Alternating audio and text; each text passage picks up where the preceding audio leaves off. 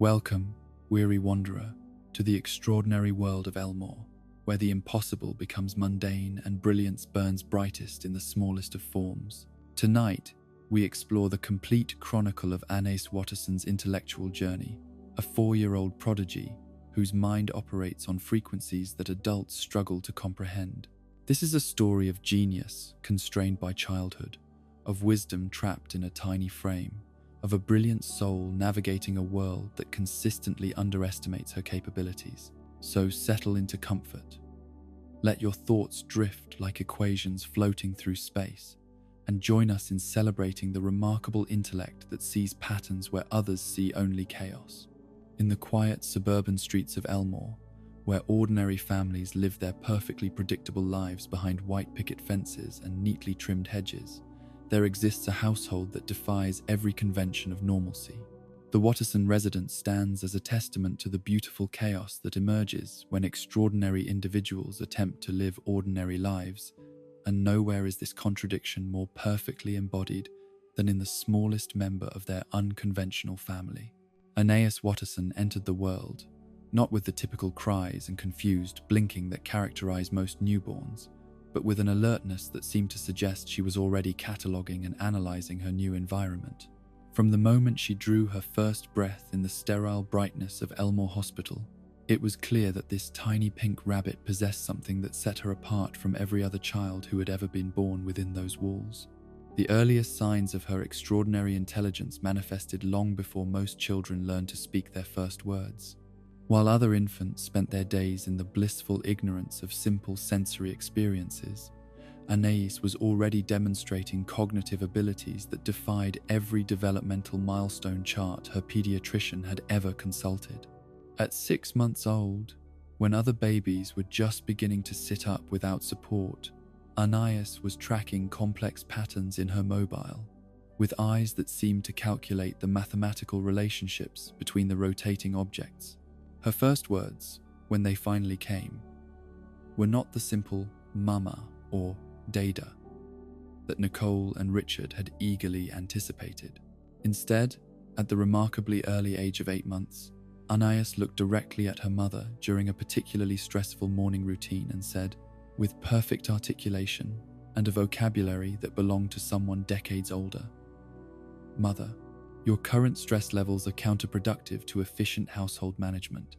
Nicole, who had been rushing around the kitchen trying to prepare breakfast while simultaneously packing Gumball's school lunch and searching for Darwin's misplaced homework, stopped dead in her tracks. For a moment, she wondered if the sleep deprivation that came with caring for 3 children had finally caused her to hallucinate. But there was no mistaking the intent, intelligent gaze of her youngest daughter, or the way those tiny pink ears twitched with what appeared to be mild impatience at her mother's shocked silence. Richard, who had been sitting at the breakfast table attempting to eat cereal while reading the newspaper upside down, looked up with the confused expression that would become his trademark response to his daughter's intellectual displays. "Did she just give you management advice?" he asked, his voice carrying the bewildered tone of someone trying to process information that his mind simply wasn't equipped to handle. The pediatrician, when consulted about this unusual developmental leap, initially suggested that Nicole and Richard must have misunderstood their daughter's babbling. Children didn't speak in complete sentences at 8 months old, much less use words like counterproductive and efficiency. But when Anais repeated the performance during the office visit, adding an analysis of the doctor's filing system and suggestions for improving patient flow through the waiting room, even the most skeptical medical professional had to acknowledge that something unprecedented was occurring. As the months passed, Anais's intellectual capabilities continued to develop at a pace that left her parents struggling to keep up. While Gumball had been content to spend his toddler years destroying furniture and creating elaborate messes, and Darwin had focused his early energy on learning to walk on land rather than swim, Anais was quietly absorbing information at a rate that seemed to violate the basic laws of human cognitive development. By her first birthday, she had not only mastered walking, but had also taught herself to read by carefully studying the books that Nicole read to her brothers. Her approach to learning was systematic and thorough, treating each new piece of information as a component in a vast puzzle that she was determined to solve. She would spend hours sitting quietly in her high chair, observing the family dynamics around her with the focused attention of a scientist conducting field research.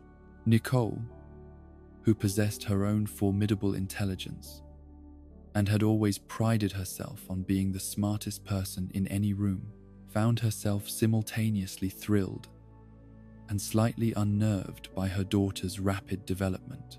Here was a child who seemed to understand concepts that many adults struggled with, who could solve problems that left grown-ups scratching their heads in confusion, and who approached every challenge with a methodical precision that was both admirable and slightly intimidating. The first time Anais demonstrated her problem-solving abilities in a way that couldn't be dismissed as coincidence occurred during one of Gumball's more spectacular disasters.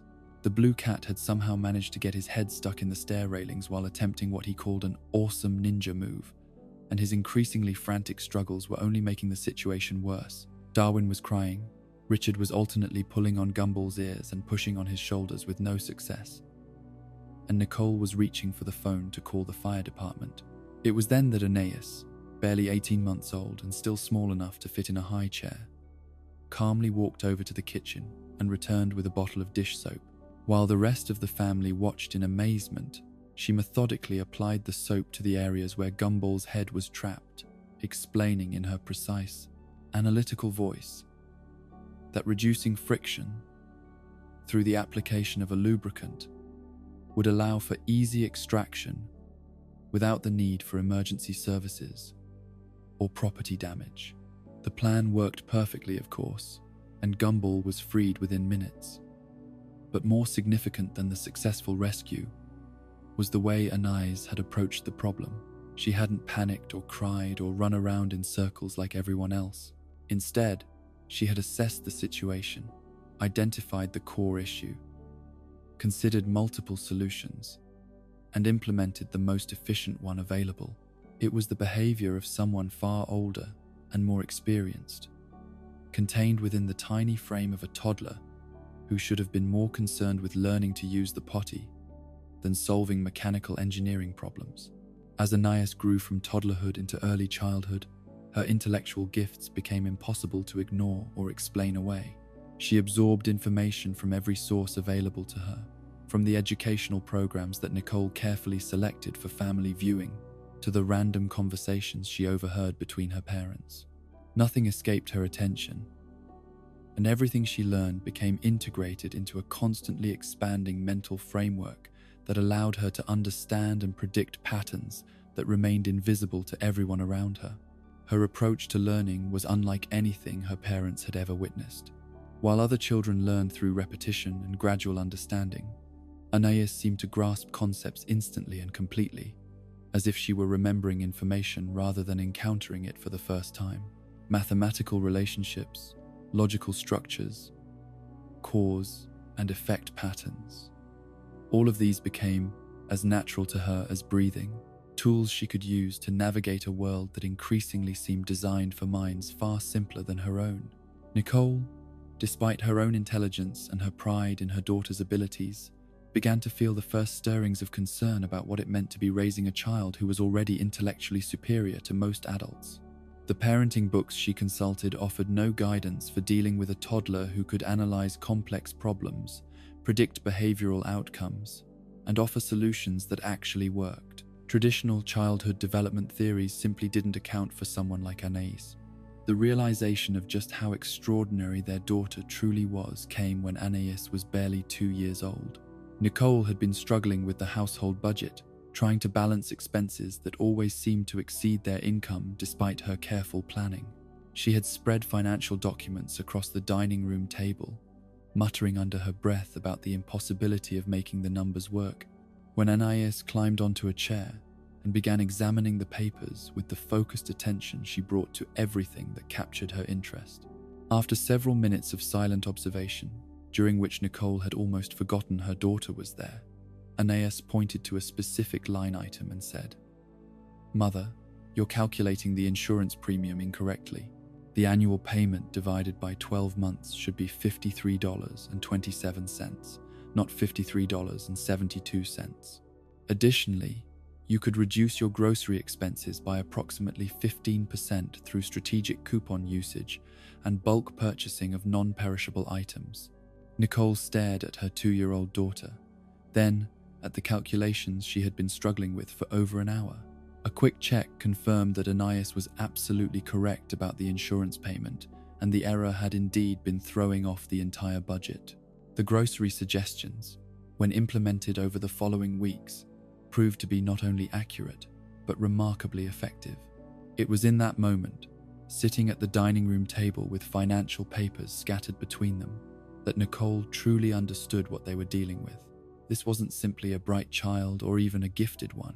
Anais possessed an intellect that operated on a fundamentally different level from most people, including the adults who were supposed to be teaching and guiding her. She wasn't just smart, she was a genuine prodigy, a once-in-a-generation mind trapped in the body of a toddler. The burden of that realization was enormous. Nicole had always prided herself on being able to handle any challenge, to solve any problem through sheer determination and intelligence. But how do you parent a child who is already smarter than you are? How do you guide someone toward a future when they can probably see it more clearly than you can? These questions would haunt Nicole in the quiet moments when she watched her youngest daughter, already so self-possessed and analytical, navigating a world that had no framework for understanding what she represented. Richard's response to Anais's intellectual gifts was characteristically simple and loving. He didn't fully understand what made his daughter so special, but he didn't need to understand in order to be proud of her. His approach to parenting had always been based on unconditional love and acceptance rather than analytical understanding, and Anais's extraordinary intelligence didn't change that fundamental dynamic. If anything, Richard's uncomplicated affection provided a valuable counterbalance to the weight of expectations that began to surround Anais as her abilities became more apparent. The first time Anais corrected one of her teachers occurred during her initial weeks in daycare, when she was not yet 3 years old. The teacher, a well-meaning woman with decades of experience working with young children, was leading the class in a simple counting exercise using colorful blocks. When she announced that they would be practicing addition and demonstrated that 2 blocks plus 2 blocks equals 4 blocks, Anais politely raised her small hand. "Excuse me, Miss Patterson," she said with the formal politeness that had become her default mode of addressing adults. "But what you're demonstrating is actually the commutative property of addition within the set of natural numbers. If you'd like to introduce more advanced concepts, we could explore the associative and distributive properties as well, though I recognize that might be beyond the developmental capabilities of most of my classmates." The silence that followed was profound and slightly uncomfortable. Miss Patterson, who had been teaching preschool for over 20 years and thought she had seen everything, found herself staring at a tiny pink rabbit who had just used vocabulary that she herself barely understood. The other children looked confused, not because they couldn't follow what Anais was saying, but because they couldn't understand why anyone would want to make something as simple as counting blocks so complicated. That incident, minor as it might have seemed to an outside observer, marked the beginning of what would become a recurring challenge throughout Anais's educational journey. She wasn't trying to show off or embarrass her teachers. She genuinely wanted to engage with the material at a level that would provide intellectual stimulation. But the gap between her capabilities and the expectations of age-appropriate education was already so vast that bridging it seemed impossible. The daycare teachers, after consulting with the director and several educational specialists, eventually developed what they called the Anais protocols, a set of strategies designed to keep their most unusual student engaged without completely disrupting the learning environment for the other children. They provided her with advanced books to read quietly when she finished her regular activities, allowed her to help with classroom organization in ways that utilized her analytical skills, and tried to channel her desire to share knowledge into peer tutoring opportunities. But even these accommodations couldn't fully address the fundamental mismatch between Anais's intellectual needs and the constraints of institutional education designed for average development. She was polite and cooperative, never causing discipline problems or refusing to participate in group activities, but it was clear to anyone who paid attention that she was profoundly bored by material that had been designed for minds operating at a fraction of her capacity. The loneliness that would become one of the defining characteristics of Anais's childhood began during these early educational experiences. She watched her classmates struggle with concepts that seemed self-evident to her, celebrated achievements that she had mastered months or even years earlier, and gradually came to understand that her mind worked in ways that were fundamentally different from those around her. At home, the Watterson household began to reorganize itself around the reality of having a genius in their midst. Nicole found herself consulting with Anais on problems that ranged from household management to financial planning, amazed by her daughter's ability to see solutions that had escaped her own notice. Richard, while not fully understanding the nature of his daughter's gifts, began to rely on her quiet guidance in situations where his own limitations became apparent. Even Gumball and Darwin, despite being several years older than their sister, started to recognize that Anais possessed something special that set her apart from the rest of the family. They might not have understood the full extent of her intelligence, but they could see that when problems arose, their little sister somehow always knew what to do. This recognition would evolve over time into a complex dynamic where the older brothers found themselves simultaneously protective of and dependent on their younger sibling. The true measure of Anais's extraordinary intelligence wasn't just in her ability to solve complex problems or her mastery of advanced concepts. It was in the way she approached the world around her.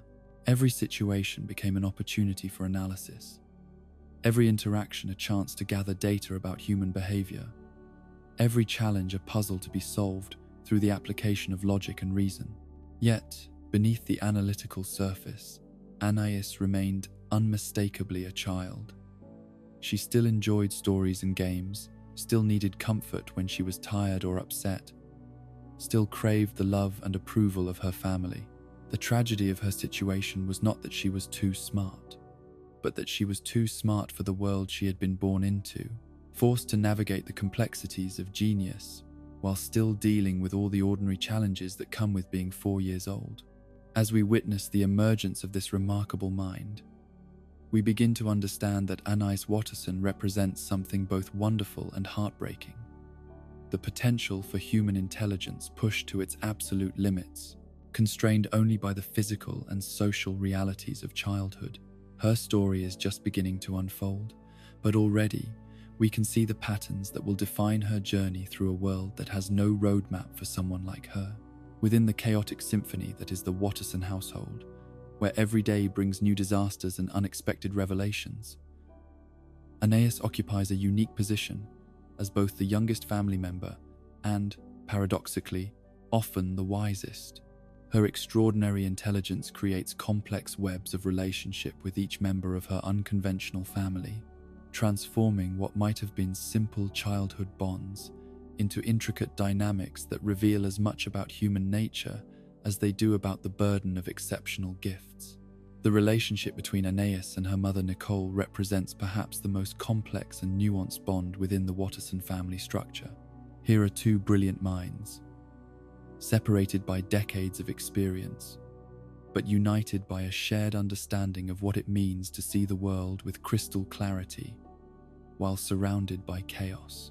Nicole, who has spent her adult life being the most competent person in virtually every situation, found herself facing the unprecedented experience of being intellectually matched and occasionally surpassed by her 4-year-old daughter.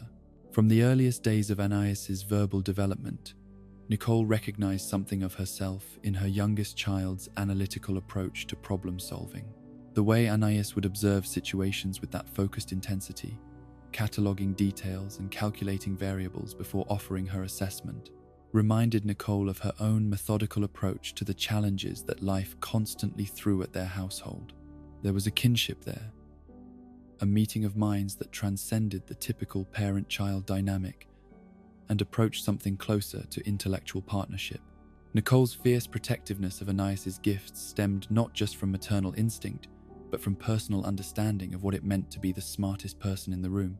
She had spent years watching people underestimate her capabilities, dismiss her insights, and fail to appreciate the analytical processes that allowed her to manage a household that would have collapsed under anyone else's care. The thought that her daughter might face similar challenges, but at an even younger age, and with even greater intellectual disparity, filled Nicole with a determination to shield Anais from a world that might not recognize or nurture her extraordinary potential. The perfectionist streak that ran through both mother and daughter created a bond of mutual understanding and shared frustration. Nicole's exacting standards, her inability to accept mediocrity in any aspect of household management, found its echo in Anais's systematic approach to every task she undertook. When Anais organized her toys with the precision of a professional archivist, or when she approached her coloring books with the methodical attention to detail that others might reserve for architectural drawings, Nicole saw reflections of her own relationship with excellence. Yet this shared pursuit of perfection also created tension between them, particularly when Anais's developing intellect began to identify inefficiencies in Nicole's own methods. The first time Anais suggested improvements to her mother's cleaning schedule, offering a mathematically optimized approach that could reduce time expenditure by approximately 23%, while maintaining the same standards of cleanliness, Nicole found herself caught between pride in her daughter's analytical capabilities and mild irritation at having her methods questioned by a toddler. The dynamic became even more complex as Anais began to demonstrate knowledge in areas where Nicole herself was not expert. When household problems arose that required specialized understanding technical issues with appliances, complex mathematical calculations, or logical puzzles that needed systematic analysis, Anais would often arrive at solutions faster and more elegantly than Nicole could manage. These moments were simultaneously wonderful and slightly unsettling for a mother who had grown accustomed to being the family's primary problem solver. Nicole's recognition of Anais's intellectual superiority never translated into resentment, but rather into a fierce advocacy for her daughter's needs and potential. She became Anais's champion in educational settings, where teachers struggled to understand what they were dealing with. Her defender against those who might dismiss a child's insights simply because of her age, and her guide in learning to navigate a world that had no established protocols for handling someone with such exceptional gifts. The conversations between mother and daughter often operated on levels that would have been incomprehensible to the rest of the family. They could discuss complex philosophical concepts, analyze the behavioral patterns of their household members, and debate the merits of different approaches to problem solving with a sophistication that belonged in graduate seminars rather than family living rooms. Richard and the boys would watch these exchanges with a mixture of admiration and bewilderment, understanding that something important was happening, but lacking the intellectual framework to fully participate. Nicole's expectations of Anais were necessarily different from those she held for her other children. While she might celebrate Gumball's successful completion of homework or Darwin's mastery of basic social skills, her standards for Anais operated on an entirely different scale. A perfect test score wasn't an achievement for Anais, it was the expected baseline. Real accomplishment came when Anais tackled problems that challenged even her extraordinary capabilities. When she pushed the boundaries of what seemed possible for someone her age, when she demonstrated not just intelligence but wisdom in applying that intelligence to real-world situations. But perhaps the most telling aspect of their relationship was the way Nicole relied on Anais's insights to understand and manage the rest of the family. When Gumball's behavior became particularly erratic, Nicole would find herself consulting with Anais about possible motivations and effective interventions. When Richard's well-meaning but often misguided attempts to help around the house created more problems than they solved, Nicole and Anais would work together to develop strategies that could redirect his energy toward more productive ends without hurting his feelings. These consultations revealed the extent to which Anais had become not just Nicole's daughter, but also her analytical partner in the ongoing project of keeping the Watterson household functional. The 4-year-old who should have been receiving guidance was instead providing it, offering insights into family dynamics that helped Nicole navigate the complex personalities and needs of their unconventional clan. The moments when even Nicole found herself intellectually outmatched by her youngest daughter were handled with remarkable grace and maturity, rather than feeling threatened or diminished. Nicole treated these occasions as opportunities to learn, approaching Anais's superior solutions with the same analytical mindset that had made her such an effective problem solver in her own right. She recognized that having a daughter who could surpass her intellectually wasn't a failure of her own capabilities, but rather an extraordinary gift that should be celebrated and nurtured. Yet, Nicole never forgot that beneath Anais's remarkable intelligence lay the heart and needs of a 4-year-old child. She understood that intellectual giftedness didn't eliminate the requirement for maternal care, emotional support, and the simple comfort that comes from knowing you are unconditionally loved. Nicole's ability to balance her admiration for Anais's mind with her attention to Anais's emotional needs created a foundation of security that allowed her daughter's gifts to flourish without becoming a burden. The pressure that Nicole placed on Anais to excel was never explicitly stated, but was nevertheless present in every interaction between them. As the mother of a genius, Nicole felt a responsibility to ensure that such extraordinary potential was not wasted through inadequate challenge or insufficient support.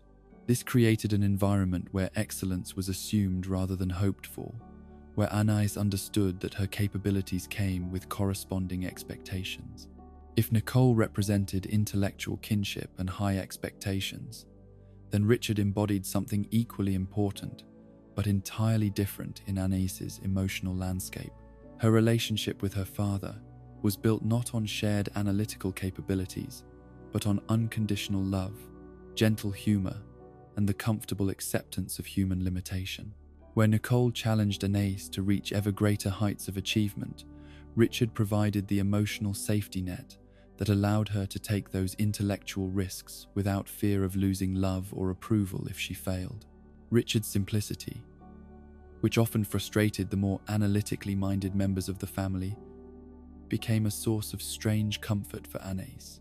In a world where everyone seemed to expect her to solve problems, provide insights, and demonstrate her exceptional capabilities, Richard was content to simply enjoy her company without needing her to perform or prove anything.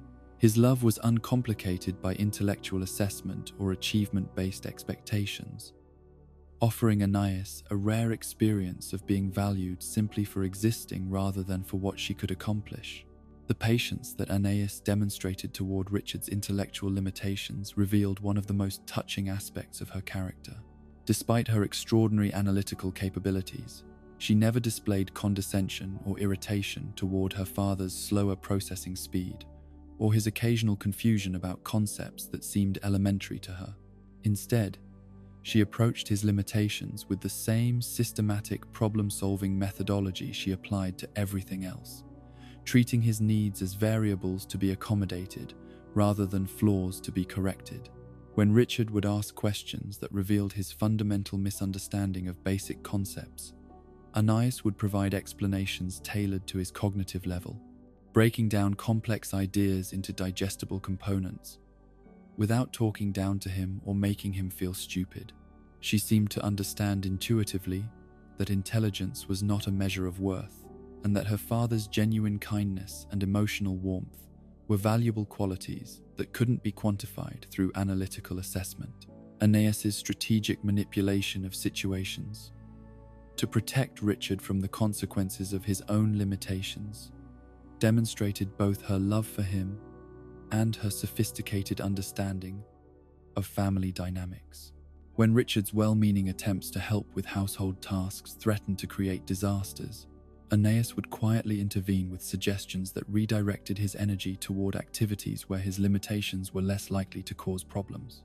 She learned to anticipate his mistakes before they occurred, positioning herself to provide damage control without making him feel incompetent. The relationship between Anais and Richard also provided her with something she rarely experienced elsewhere: the opportunity to be a teacher rather than a student.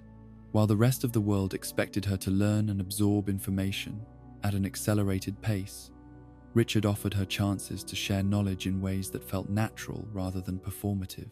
She could explain concepts to him without feeling like she was showing off, could guide him through problem-solving processes without worrying about exceeding age-appropriate expectations. Richard's complete faith in his daughter's abilities, while sometimes misplaced in its scope, provided Anais with an important source of emotional support. He might not understand how her mind worked or why she could solve problems that baffled adults, but he never doubted that she could handle whatever challenges came her way. This unquestioning confidence became a foundation of security that allowed Anais to take intellectual risks and tackle complex problems without fear of disappointing someone whose approval mattered to her. The moments when Anais would shield Richard from Nicole's frustration revealed the protective instincts that her intelligence had developed toward those she cared about. She could see the patterns in family conflict, predict when Richard's actions were likely to trigger Nicole's exasperation, and intervene with strategic suggestions or diversions that diffused tension before it could escalate. Her ability to manage family emotional dynamics while maintaining everyone's dignity showed a sophistication that went beyond pure analytical intelligence into the realm of practical wisdom. Richard's genuine appreciation for Anais's help, expressed without the complexity or reservation that sometimes characterized other family members' responses to her capabilities, provided her with uncomplicated positive reinforcement for using her gifts in service of others. When she solved problems for him or helped him avoid difficulties, his gratitude was sincere and immediate, creating a feedback loop that reinforced her natural inclination to use her intelligence for protective and nurturing purposes. The relationship with Darwin represented yet another facet of Anais's complex family dynamics, one that combined elements of traditional sibling affection with the unique dynamic of intellectual mentorship. Darwin's emotional intelligence and natural empathy created an interesting counterbalance to Anais's analytical approach, leading to a partnership where their different types of intelligence complemented and strengthened each other. Darwin's genuine admiration for his sister's intellectual capabilities was unmarked by the jealousy or resentment that might have characterized a less secure personality. He seemed to understand instinctively that Anais's gifts were extraordinary rather than threatening, and he approached her superior analytical abilities with the same wonder and acceptance that he brought to all the remarkable things in his adopted family. This emotional generosity created space for a relationship based on mutual respect rather than competition. The collaborative problem-solving that occurred between Anais and Darwin often produced results that neither could have achieved independently. Darwin's intuitive understanding of emotional dynamics and his ability to read social cues provided crucial information that Anais could then analyze and synthesize into comprehensive solutions. When combined with Anais's systematic analytical approach and her ability to predict long-term consequences, their partnership became remarkably effective at addressing complex family challenges. Anais's patience with Darwin's slower learning curve demonstrated her understanding that different minds operated at different speeds without this implying differences in worth or potential. She never expressed frustration when Darwin needed multiple explanations to grasp concepts that were immediately clear to her, instead adapting her teaching methods to match his learning style and celebrating his achievements when he successfully mastered new ideas. The genuine affection between the siblings was evident in the way Anais would include Darwin in her more complex projects, finding ways for him to contribute meaningfully despite the intellectual gap between them. She recognized that Darwin's emotional insights and creative perspectives could enhance her analytical work, and she structured their collaborations to utilize both of their strengths rather than highlighting their differences. Darwin's role as Anais's emotional interpreter within the family became increasingly important as her analytical approach to relationships sometimes missed subtle social cues that were obvious to his more intuitive understanding. He could alert her when family members were experiencing emotions that her logical analysis might not have detected, helping her adjust her approach to be more sensitive to others' emotional needs. The protection that flowed in both directions between Darwin and Anais created a mutual support system that strengthened both siblings. While Anais's intellectual capabilities allowed her to solve practical problems that Darwin couldn't handle independently, Darwin's emotional warmth and social skills provided Anais with insights into relationship dynamics that pure analysis couldn't capture. But it was perhaps in her relationship with Gumball that Anais faced her greatest challenge, and experienced her most profound frustration. Here was a family member whose chaotic energy and impulsive decision-making represented everything that her orderly, analytical mind found difficult to understand or predict. Gumball operated according to emotional logic and creative inspiration rather than systematic analysis, creating a fundamental incompatibility that generated constant friction between the siblings. The clash between Anais' need for order and Gumball's embrace of chaos manifested in countless daily conflicts over everything from household rules to long-term planning. Where Anais saw patterns and predictable consequences, Gumball saw opportunities for adventure and creative expression. Where Anais calculated risks and planned for contingencies, Gumball acted on impulse and hoped for the best. These opposing approaches to life created a dynamic tension that defined much of their sibling relationship. Anais' failed attempts to reform her older brother revealed both the limitations of her analytical approach and her deep underlying love for him. She could predict the consequences of his schemes with startling accuracy, could design intervention strategies that would prevent disasters before they occurred, and could offer alternative approaches that would achieve his goals with minimal collateral damage. Yet Gumball consistently chose chaos over order, excitement over safety, and spontaneous action over careful planning. The frustration that this caused Anais was profound and multifaceted. On an intellectual level, she couldn't understand how someone could consistently choose options that were objectively inferior when better alternatives were clearly available. On an emotional level, she worried constantly about the consequences that Gumball's impulsiveness might bring to himself and the rest of the family. On a practical level, she found herself constantly engaged in damage control, trying to minimize the disruption that Gumball's latest scheme would inevitably create. Yet, despite her exasperation with Gumball's refusal to embrace logical thinking, Anais couldn't help but feel moments of reluctant admiration for his creative problem-solving abilities. When conventional approaches failed and systematic analysis couldn't identify viable solutions, Gumball would sometimes stumble upon innovative approaches that worked precisely because they ignored logical constraints. His ability to think outside established frameworks occasionally produced results that her more methodical approach couldn't achieve.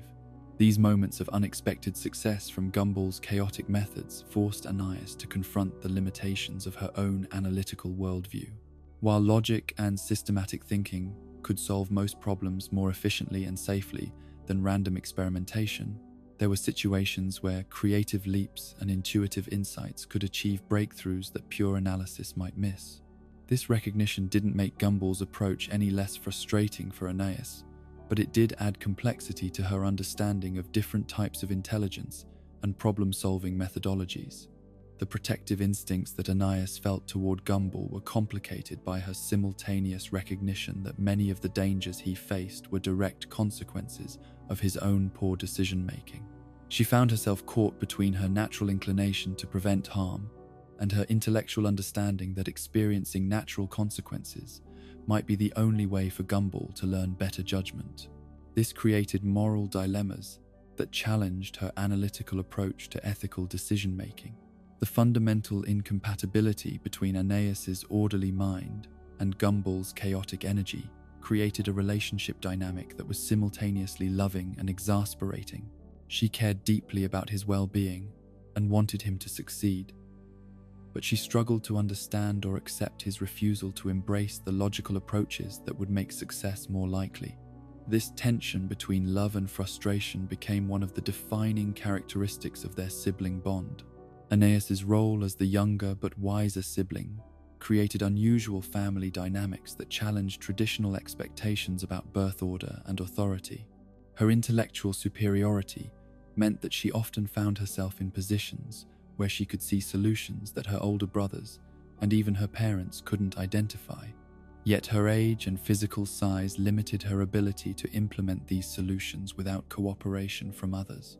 The burden of being intellectually responsible for family members who were chronologically her seniors created a strange inversion of typical family hierarchies. While Gumball and Darwin might be older and larger, Anais frequently found herself serving as their guide, advisor, and protect her.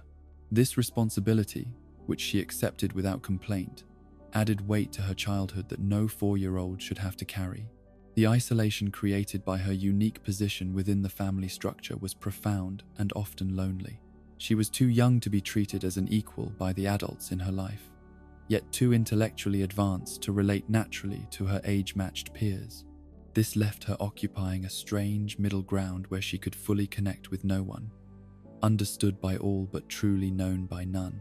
Yet within this complex web of relationships, Anais found ways to express love, provide support, and contribute to the family's overall functioning in manners that utilized her extraordinary gifts while still honoring the emotional needs of those around her. Her intelligence became a tool for strengthening family bonds rather than creating distance, a gift that she shared generously, even when others couldn't fully appreciate what they were receiving. The Watterson family, for all its chaos and dysfunction, provided Anais with something that no amount of intellectual achievement could replace: unconditional love and acceptance from people who valued her for who she was rather than what she could accomplish. This emotional foundation, imperfect but genuine, created the security necessary for her extraordinary mind to flourish while still maintaining connection to the fundamental human experiences that make life meaningful beyond mere intellectual achievement. In the quiet moments between the spectacular disasters that defined daily life in the Watterson household, when the chaos had temporarily subsided and the family members had dispersed to their various activities, Anais would retreat to her room and engage in the systematic analysis that had become as natural to her as breathing. Here, surrounded by carefully organized toys, precisely arranged books, and charts that tracked everything from Gumball's behavioral patterns to the household's energy consumption, she would apply the rigorous methodology of scientific inquiry to the seemingly random events that swirled around her. Anais had discovered, through careful observation and experimentation, that what appeared to be chaos to most observers actually followed predictable patterns when subjected to proper analytical frameworks. The key was to identify the underlying variables, establish controlled conditions for testing hypotheses, and maintain detailed documentation of results that could inform future decision-making processes. This approach transformed her daily life into a vast laboratory where every interaction became an opportunity to gather data and every problem became a chance to test theoretical solutions against practical outcomes. Her experimental design process began with careful observation of baseline conditions within the household ecosystem. Anais would position herself in strategic locations where she could monitor family interactions without appearing to interfere, recording behavioral data in notebooks that she kept hidden from curious siblings who might not appreciate the scientific scrutiny of their daily activities. She documented everything from the frequency of Gumball's impulsive decisions to the correlation between Richard's stress levels and his tendency to make counterproductive contributions to household management. The development of testable hypotheses required Anais to move beyond simple observation into the realm of predictive analysis. She would formulate specific predictions about how various family members would respond to different stimuli, then design subtle experiments to test these predictions without alerting her subjects to the fact that they were being studied. These experiments ranged from simple behavioral modifications, such as changing the placement of objects to observe how different family members adapted to environmental changes, to more complex social manipulations that tested her theories about motivation and decision-making patterns. One of her most successful experimental protocols involved testing hypotheses about Gumball's response to different types of guidance and intervention. Anais had observed that direct confrontation about his poor choices typically resulted in defensive reactions that made him even more likely to pursue destructive courses of action. However, she theorized that indirect suggestions, particularly those that allowed him to believe he had independently arrived at better decisions, might prove more effective in modifying his behavior patterns. To test this hypothesis, Anais designed a series of controlled experiments where she would present Gumball with carefully constructed scenarios that included both obviously poor choices and more appealing alternatives that happened to align with safer, more logical approaches. She documented his decision-making patterns across multiple trials, noting variables such as his mood, the presence or absence of other family members, and the specific wording she used to present options. The results of these experiments confirmed her hypothesis about the superiority of indirect influence over direct confrontation, but they also revealed unexpected complexities in Gumball's decision-making processes. While he did respond better to suggestions that preserved his sense of autonomy, his choices were also significantly influenced by factors that seemed to have no logical connection to the actual merits of different options. His decisions appeared to be driven by emotional associations, aesthetic preferences, and mysterious internal criteria that resisted systematic analysis.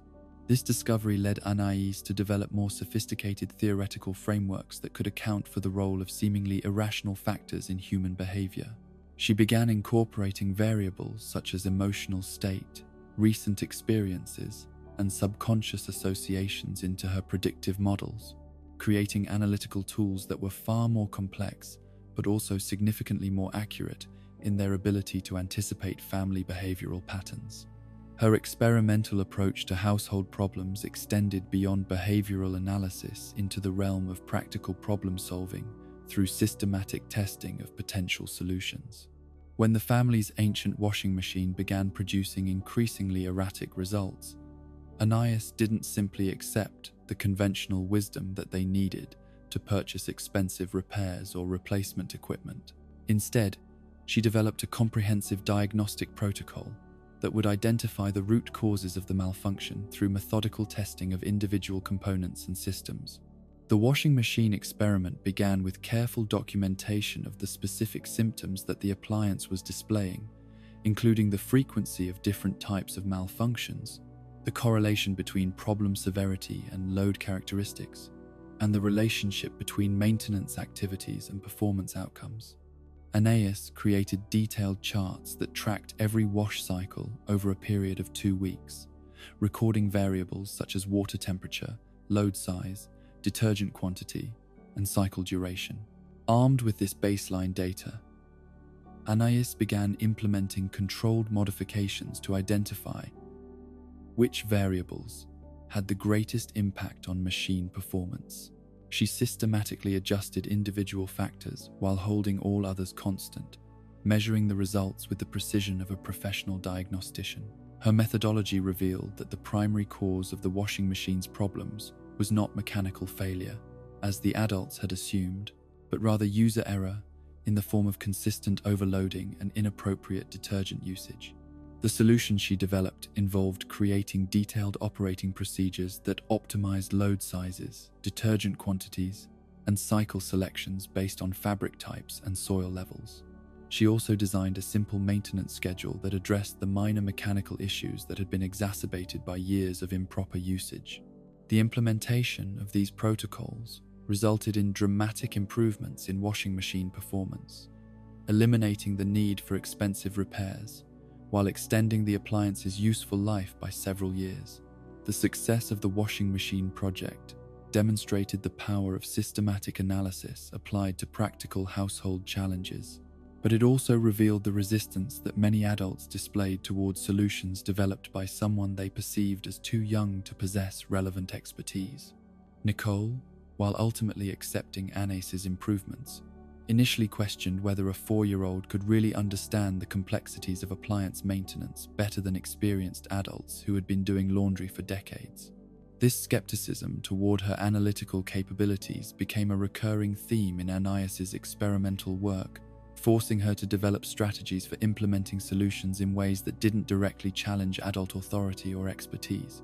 She learned to present her findings as suggestions rather than conclusions, to provide supporting evidence that adults could verify independently, and to frame her recommendations in language that acknowledged the possibility that she might be mistaken even when she was completely confident in her analysis.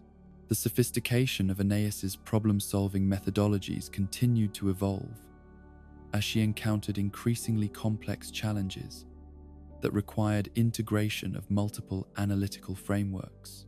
When Darwin began experiencing social difficulties at school that affected his emotional well-being and academic performance, Anais recognized that addressing the situation would require understanding not just the immediate behavioral patterns but also the underlying social dynamics that were creating the problematic environment.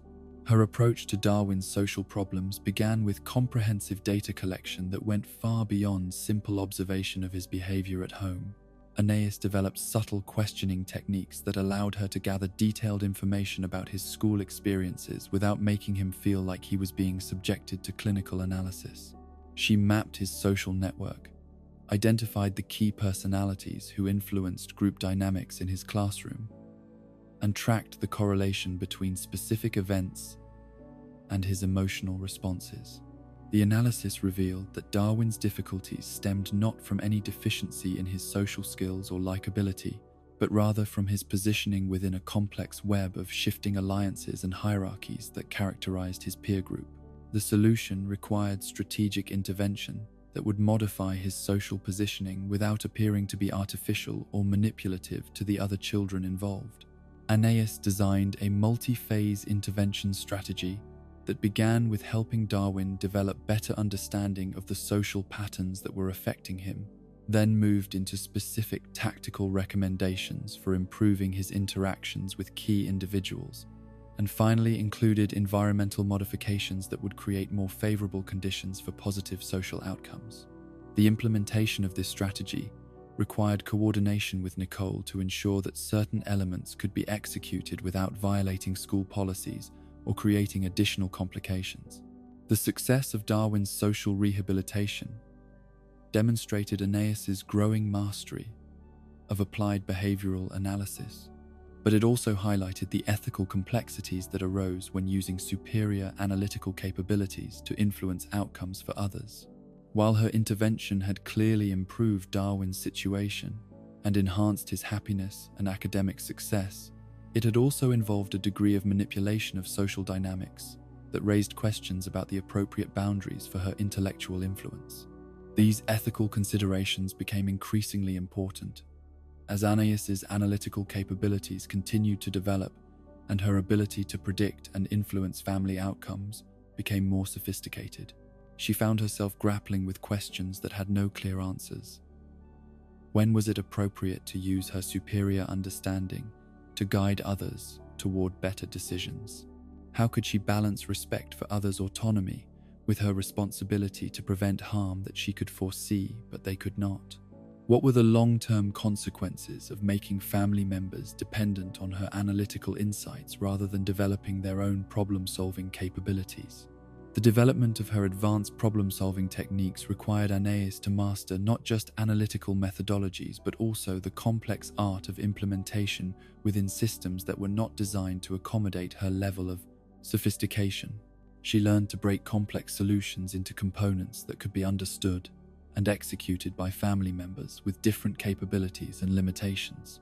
She developed presentation strategies that made her recommendations seem natural and obvious, rather than imposed from superior intelligence. Perhaps most importantly, Anais learned to recognize the limitations of purely analytical approaches to human problems. While systematic thinking and careful experimentation could solve many practical challenges and predict many behavioral patterns, there were aspects of human experience that resisted logical analysis and required different types of understanding. She began incorporating intuitive insights, emotional considerations, and even seemingly irrational factors into her decision-making frameworks, creating hybrid methodologies that combined analytical rigor with recognition of human complexity. Her pattern recognition abilities reached their most sophisticated development in her analysis of the cyclical nature of family crises and conflicts. Through careful documentation of family behavioral patterns over extended periods, Anais identified recurring cycles that seemed to govern the household's emotional climate. She discovered that the family's conflicts followed predictable patterns that were triggered by specific combinations of stress factors, seasonal changes, and external pressures. This recognition allowed her to develop predictive models that could anticipate family crises before they fully developed. creating opportunities for preventive intervention that could minimize disruption and emotional damage. She learned to read the early warning signs that indicated when Gumball was approaching one of his more destructive phases, when Nicole's stress levels were reaching critical thresholds, or when Richard's well-meaning but misguided attempts to help were likely to create more problems than they solved. The predictive capabilities that emerged from this pattern analysis gave Anais an almost prophetic ability to anticipate family dynamics, but they also created new burdens and responsibilities that no child should have to carry. She found herself constantly monitoring the family's emotional climate, calculating the probability of various crisis scenarios, and positioning herself to provide damage control when conflicts inevitably erupted. The mental energy required for this constant analysis and preparation was exhausting, even for someone with her exceptional intellectual capabilities. Yet, despite the burdens that came with her analytical gifts, Anais continued to refine her methodologies and expand her understanding of the complex systems that governed her family's functioning. She recognized that her unique position within the household ecosystem gave her both the opportunity and the responsibility to use her intelligence in service of the people she loved, even when they couldn't fully understand or appreciate what she was doing for them. The scientific method that Anais applied to her daily life transformed the Watterson household into a living laboratory where theoretical knowledge was constantly tested against practical outcomes, where hypotheses were refined through direct observation and experimentation, and where the pursuit of understanding served not just intellectual curiosity, but also the deeper human goal of creating better outcomes for everyone involved. Her approach demonstrated that even the most advanced analytical capabilities could be grounded in love, compassion, and genuine concern for others' well-being, creating a unique synthesis of intellectual rigor and emotional wisdom that would define her approach to problem-solving throughout her remarkable childhood. The sterile corridors and brightly colored classrooms of Elmore Elementary School, designed to nurture young minds through carefully structured developmental progressions, became the stage for one of the most profound mismatches between institutional expectations and individual capability that the educational system had ever encountered. Within these walls, where children were sorted by age rather than ability, and where curriculum was designed for average developmental trajectories, Anais Watterson found herself trapped in an environment that could neither challenge her extraordinary intellect nor accommodate her unique educational needs.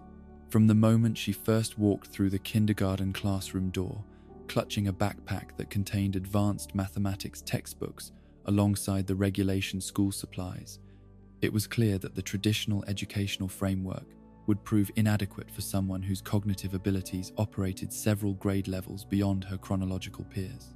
The teacher, Miss Simeon, had decades of experience working with 5-year-olds and considered herself well equipped to handle the full spectrum of kindergarten readiness levels, from children who still struggled with basic letter recognition to those who had mastered simple reading skills. Nothing in her professional training had prepared her for a student who arrived already possessing knowledge that exceeded the curriculum requirements for several subsequent grade levels. The first indication of the scope of the challenge came during the initial assessment activities that Miss Simeon used to gauge each student's academic readiness. While her classmates worked diligently to demonstrate their ability to recognize letters and count to 20, Anais completed the entire assessment packet in less than 10 minutes, then politely asked if there were more advanced materials available that might provide appropriate challenge for her current skill level. When Miss Simeon reviewed the completed assessment, she discovered that Anais had not only answered every question correctly, but had also provided additional analysis and alternative solutions that demonstrated understanding of concepts that weren't typically introduced until middle school. The mathematical portion of the assessment proved particularly revealing of the gulf between Anais's capabilities and grade-level expectations. While the test was designed to evaluate basic counting skills and simple addition with single-digit numbers, Anais's responses included algebraic solutions, geometric proofs, and statistical analysis that transformed elementary arithmetic problems into sophisticated mathematical explorations. Her explanation of why 2 plus 2 equals 4 included references to number theory, set mathematics, and the axiomatic foundations of arithmetic that would have been impressive in a graduate-level mathematics course. The reading comprehension section presented similar challenges for conventional assessment. The kindergarten-level passages that were intended to test basic literacy skills received analytical responses that demonstrated not only perfect comprehension, but also literary criticism, thematic analysis, and comparative evaluation that revealed Anais's familiarity with works far beyond her supposed grade level. When asked to identify the main character in a simple story about a lost puppy, Anais provided a comprehensive character analysis that included psychological motivation, narrative function, and symbolic significance within the broader context of children's literature. Miss Simeon's initial response to these extraordinary assessment results was skepticism, followed by a series of additional tests designed to determine whether Anais's performance represented genuine understanding or merely sophisticated mimicry of concepts she had encountered without truly comprehending. These follow-up evaluations, which included oral questioning, practical problem-solving exercises, and creative applications of theoretical knowledge, only served to confirm that Anais possessed not just advanced memorization skills, but genuine mastery of complex concepts across multiple academic disciplines. The daily reality of classroom instruction became an exercise in diplomatic patience for Anais, who found herself sitting through lessons that covered material she had understood years earlier while maintaining the polite attention that was expected of well-behaved students. During phonics instruction, while her classmates struggled to associate letters with their corresponding sounds, Anais would silently analyze the linguistic patterns that governed English spelling conventions, identifying the historical, etymological influences that created irregular pronunciations, and considering alternative phonetic systems that might prove more logically consistent. The mathematics lessons presented particular challenges for maintaining engaged participation while avoiding the appearance of showing off or disrupting the learning process for her classmates.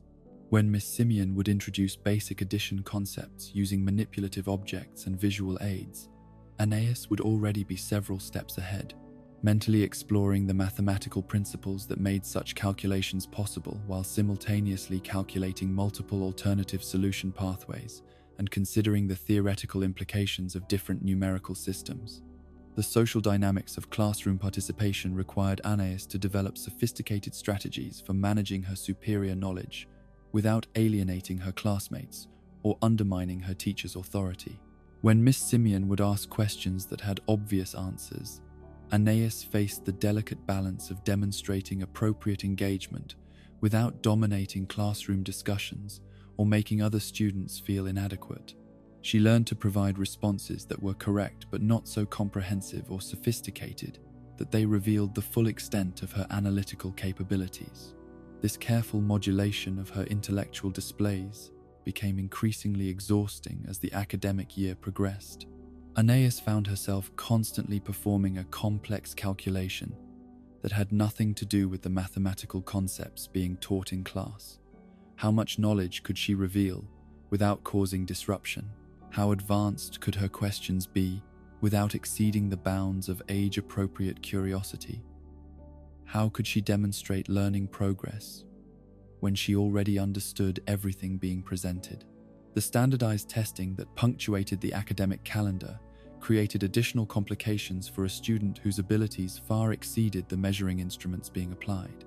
When the district administered kindergarten readiness assessments, Anais scored so far above the established norms that the statistical analysis programs flagged her results as probable data entry errors. The achievement gaps that educational researchers use to identify students needing additional support were designed around the assumption that all significant variations would represent deficits rather than extraordinary advancement. The first time Anais encountered a standardized test designed for her grade level, she completed the entire examination in approximately 15 minutes, then spent the remaining testing time creating alternative versions of the questions that would have provided more appropriate intellectual challenge.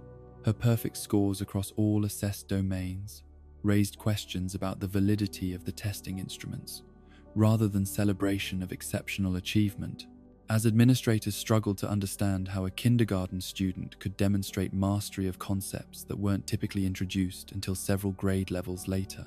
The inadequacy of standard assessment metrics became increasingly apparent as Anais continued to achieve perfect scores on every evaluation administered throughout the academic year. Teachers and administrators found themselves in the unusual position of having a student whose performance consistently exceeded their ability to measure it accurately. The grade-level assessments that were designed to identify students who needed remedial support or advanced enrichment simply had no framework for dealing with someone whose capabilities surpassed the upper limits of their measuring scales. Miss Simeon's attempts to provide appropriate academic challenge within the constraints of her kindergarten classroom resources demonstrated both her professional dedication and the limitations of a system designed around average, developmental expectations. She began providing Anais with additional worksheets and supplementary materials intended for older students, but even these accommodations proved insufficient for someone whose learning pace and analytical sophistication exceeded the entire elementary school curriculum. The creation of independent study projects became Miss Simeon's primary strategy for keeping Anais engaged while avoiding disruption to the classroom environment designed around her age peers. These projects, which ranged from research assignments on topics of Anais's choosing to creative challenges that allowed her to apply her analytical skills to open-ended problems, provided some intellectual stimulation while maintaining the appearance of grade-appropriate educational activities. However, even these individualized accommodations couldn't fully address the fundamental mismatch between Anais's educational needs and the institutional framework within which they had to be met. The independent projects, while more challenging than regular classroom activities, were still constrained by the resources available in an elementary school library and the time limitations imposed by a schedule designed around much simpler learning objectives. The social implications of Anais's academic superiority created additional layers of complexity within the classroom environment. Her classmates, initially curious about her advanced abilities, gradually developed a range of responses that reflected their own insecurities and social dynamics. Some students sought her help with their assignments, treating her as an unofficial classroom tutor whose explanations were often clearer and more accessible than the teacher's presentations. Others became resentful of her consistent, perfect performance, viewing her success as somehow diminishing their own achievements. The peer relationships that did develop around Anais's academic gifts were often unbalanced and ultimately unsatisfying for someone who craved genuine intellectual companionship. Students would approach her for assistance with homework or test preparation, but few showed interest in the complex ideas and sophisticated analysis that genuinely excited her. She found herself serving as an academic resource for others while receiving little intellectual stimulation in return, creating a pattern of one-sided relationships that left her feeling isolated despite being surrounded by potential friends. The playground dynamics during recess periods revealed another dimension of the social challenges created by exceptional intellectual ability. While her classmates engaged in games and activities that reflected their developmental stage and interests, Anais often found herself observing rather than participating, analyzing the social patterns and behavioral dynamics that governed peer interactions, while feeling unable to engage authentically in activities that no longer provided appropriate challenge or stimulation. Her attempts to suggest modifications to playground games that would make them more intellectually engaging or strategically interesting were typically met with confusion or resistance from classmates who were perfectly satisfied with existing arrangements.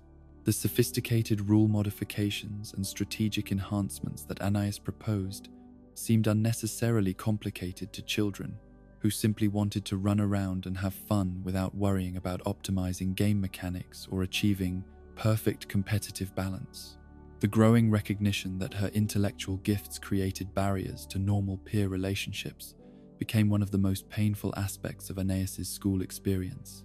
She watched her classmates form friendships based on shared interests, and comparable abilities while struggling to find anyone who could relate to her analytical approach to understanding the world around them. The loneliness that resulted from this social isolation was particularly acute because it stemmed not from personality conflicts or social awkwardness, but from the simple reality that her mind operated on frequencies that her age peers couldn't access. Miss Simeon's growing awareness of the scope of Anais's educational needs led to conversations with school administrators about possible accommodations that might provide more appropriate academic challenge. These discussions revealed the limitations of educational systems designed around standardized grade levels and the assumption that chronological age should determine educational placement. The available options, which included grade skipping, pull-out programs for gifted students, and individualized education plans, all presented significant drawbacks for a student whose needs were so far outside normal parameters. Grade skipping, while it might have provided more appropriate academic challenge, would have placed Anais in classrooms with students several years older whose social and emotional development were more advanced than her own. The social challenges that already existed with age-appropriate peers would likely have been magnified in environments where the developmental gaps were even more pronounced, creating new forms of isolation and adjustment difficulties. The gifted education programs available within the district were designed for students who were academically advanced, but still operating within reasonable ranges of grade-level expectations. The curriculum modifications and enrichment activities that these programs provided would have represented significant improvements over regular classroom instruction, but they still wouldn't have addressed the fundamental challenge of providing appropriate intellectual stimulation for someone whose capabilities exceeded even advanced elementary school expectations. The development of an individualized education plan specifically designed for Anais's unique needs would have required resources and expertise that the district simply didn't possess. Creating appropriate educational experiences for someone with her level of intellectual advancement would have demanded specialized materials, advanced technology access, and teaching personnel with graduate-level expertise in multiple academic disciplines. The cost and complexity of such accommodations made them impractical within the constraints of public school budgets and staffing limitations. As the academic year progressed, and Anais's continued perfect performance on all assessments made her exceptional abilities undeniable, the conversations about appropriate educational placement became more urgent and complex. School psychologists were brought in to conduct additional evaluations that might provide insight into her cognitive profile and educational needs, while district administrators researched alternative placement options that might better serve a student whose capabilities defied conventional categorization. The psychological evaluations that were conducted to better understand Anais's intellectual profile revealed cognitive abilities that exceeded the measuring capacity of standard assessment instruments. Her scores on tests of verbal reasoning, mathematical ability, spatial intelligence, and analytical thinking were so far above established norms that the evaluating psychologists had difficulty providing meaningful interpretation of the results. The recommendation that emerged from these evaluations was that Anais required educational experiences that were completely outside the normal range of public school services. The discussions about alternative educational arrangements began to focus on options that would have required significant family sacrifices and disruptions. Private schools with specialized programs for exceptionally gifted students were geographically distant and financially prohibitive for the Watterson family budget. Homeschooling options would have required Nicole to significantly modify her work schedule and develop expertise in advanced curriculum areas that exceeded her own educational background.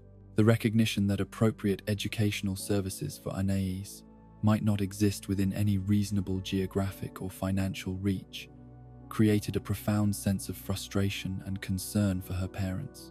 Nicole's fierce advocacy for her daughter's educational needs ran up against systematic limitations that couldn't be resolved through determination or creative problem-solving. The educational system that should have been nurturing Anais's extraordinary gifts was instead becoming a source of stress and unmet potential that threatened to waste talents that might never emerge again in another student. Anais herself became increasingly aware of the gap between her intellectual needs and the educational environment she was required to navigate.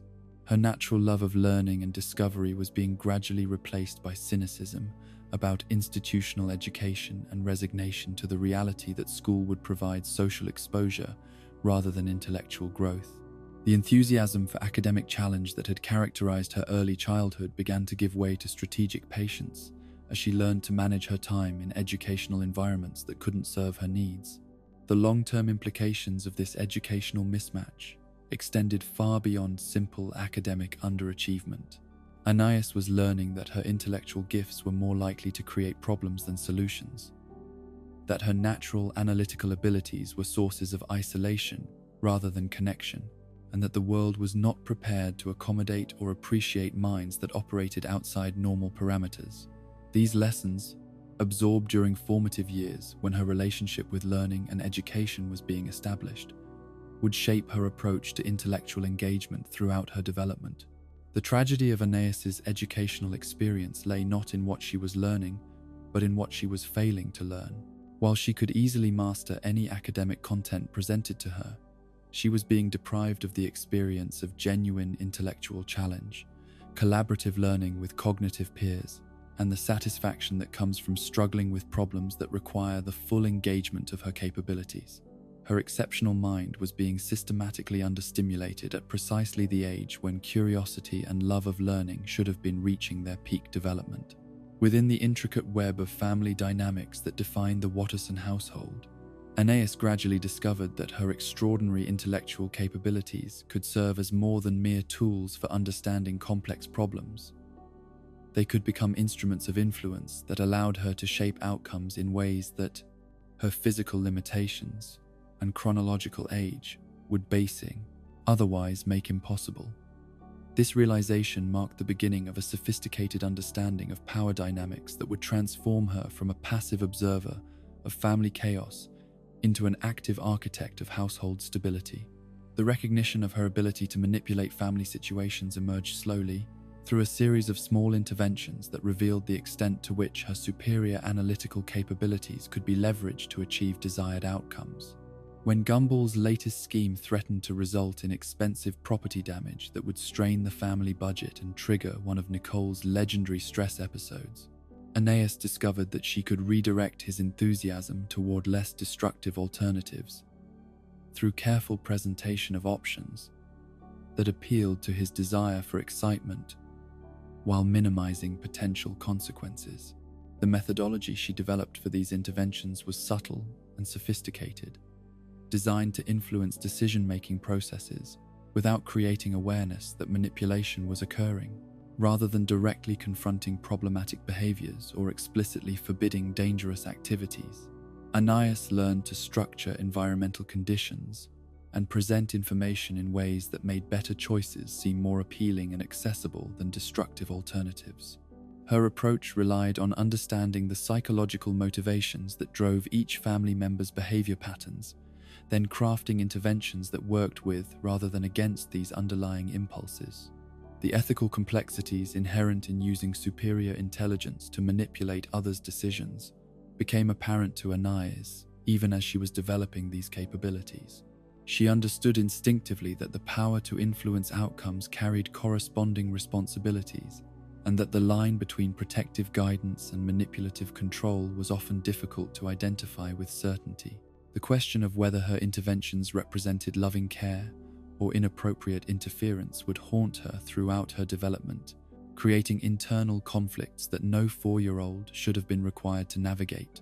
Her first major successful intervention occurred during one of the family's recurring financial crises, when Richard's well-meaning attempt to contribute to household income through an ill-conceived business venture threatened to compound their monetary difficulties through catastrophic investment in a scheme that Anais could immediately identify as financially ruinous.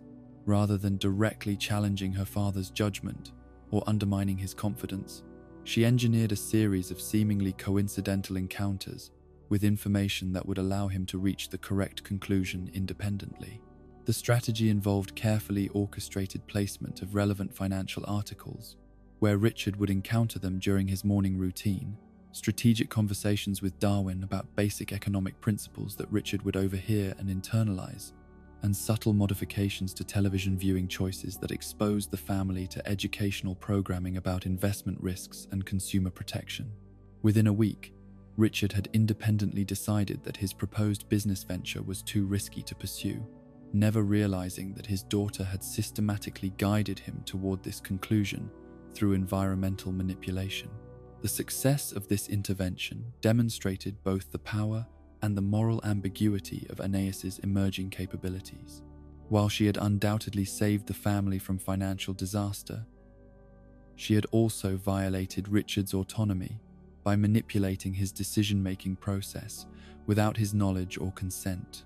The fact that her intervention had produced objectively superior outcomes didn't resolve the ethical questions about whether such manipulation was justified, even when conducted with loving intentions and beneficial results. As Anais's confidence in her ability to influence family outcomes grew, she began developing more ambitious strategies for preventing the larger disasters that periodically threatened to overwhelm the household's fragile stability. She recognized that many of the family's most serious problems stemmed from predictable patterns of behavior that could be modified through systematic intervention, but that such modifications would require sustained effort and sophisticated understanding of each family member's psychological motivations. The prevention of Gumball's most destructive schemes became one of Anais's primary ongoing projects, requiring her to develop detailed knowledge of his thought processes, emotional triggers, and decision-making patterns. She learned to recognize the early warning signs that indicated when he was developing plans that would result in significant collateral damage, and she created intervention protocols that could redirect his creative energy toward less problematic outlets without dampening his natural enthusiasm or making him feel constrained. The challenge of managing Gumball's impulsive tendencies while preserving his essential personality required Anais to walk a delicate balance between protection and control. She understood that completely preventing him from making mistakes would deprive him of important learning opportunities and might ultimately prove counterproductive by making him dependent on external guidance rather than developing his own judgment capabilities. The interventions she designed were therefore calibrated to prevent only the most serious potential consequences while allowing him to experience natural feedback from smaller errors. Her approach to Darwin's emotional vulnerabilities required different strategies that took into account his sensitive nature and his need for social connection and approval. When she recognized that Darwin was developing unhealthy relationship patterns that left him vulnerable to exploitation by less scrupulous peers, Anais created opportunities for him to encounter more suitable friends, while gradually reducing his exposure to individuals who took advantage of his generous nature. The orchestration of Darwin's social environment involved complex logistical coordination that required Anais to influence not just her brother's choices, but also the broader social systems within which he operated. She arranged for him to participate in activities where he was likely to encounter peers who shared his interests and values, while creating scheduling conflicts that made it difficult for him to spend time with individuals who exploited his kindness or encouraged poor decision-making. The success of these social interventions demonstrated Anais's growing mastery of systems thinking and her ability to influence complex networks of relationships through strategic manipulation of environmental factors. However, they also raised increasingly serious questions about the appropriate boundaries of her influence and the long-term consequences of making family members dependent on her invisible guidance rather than developing their own social navigation skills. The most complex and morally ambiguous aspect of Anais's manipulative capabilities emerged in her management of Nicole's stress levels and emotional well-being. She recognized that her mother's tendency toward perfectionist anxiety could create cascading effects throughout the entire household ecosystem, with Nicole's stress triggering reactive behaviors in other family members that amplified problems exponentially. The prevention of these stress cascades became one of Anais's highest priorities, but it also required her to engage in sophisticated psychological manipulation of the adult who was supposed to be providing emotional guidance to her. The strategies Anais developed for managing Nicole's stress responses involved both environmental modifications and carefully timed interventions that provided her mother with solutions to problems before they could escalate into crisis situations. She learned to anticipate the factors that would trigger Nicole's anxiety responses, then proactively address these issues through seemingly natural problem-solving that appeared to emerge from routine household maintenance rather than deliberate intervention. When Nicole's work pressures began creating tensions that threatened to affect her interactions with the rest of the family, Anais would orchestrate small improvements to household efficiency that reduced the domestic workload without Nicole realizing that these improvements were the result of deliberate planning rather than fortunate coincidence. The cumulative effect of these modifications was to create a more manageable home environment that allowed Nicole to better cope with external stresses while maintaining her sense of competence and control. The psychological complexity of these interventions required Anais to develop sophisticated understanding of adult emotional needs and coping mechanisms that far exceeded what should have been expected of someone her age. She learned to read subtle indicators of stress, anxiety, and emotional exhaustion that others in the family failed to notice, and she developed response protocols that could address these issues before they manifested in ways that disrupted family functioning. The burden of maintaining this level of analytical vigilance and intervention planning created extraordinary mental and emotional demands on Anais that were invisible to the family members who benefited from her efforts. She found herself constantly monitoring multiple variables, calculating probability matrices for various crisis scenarios, and maintaining backup plans for contingencies that might never occur but needed to be prepared for nonetheless.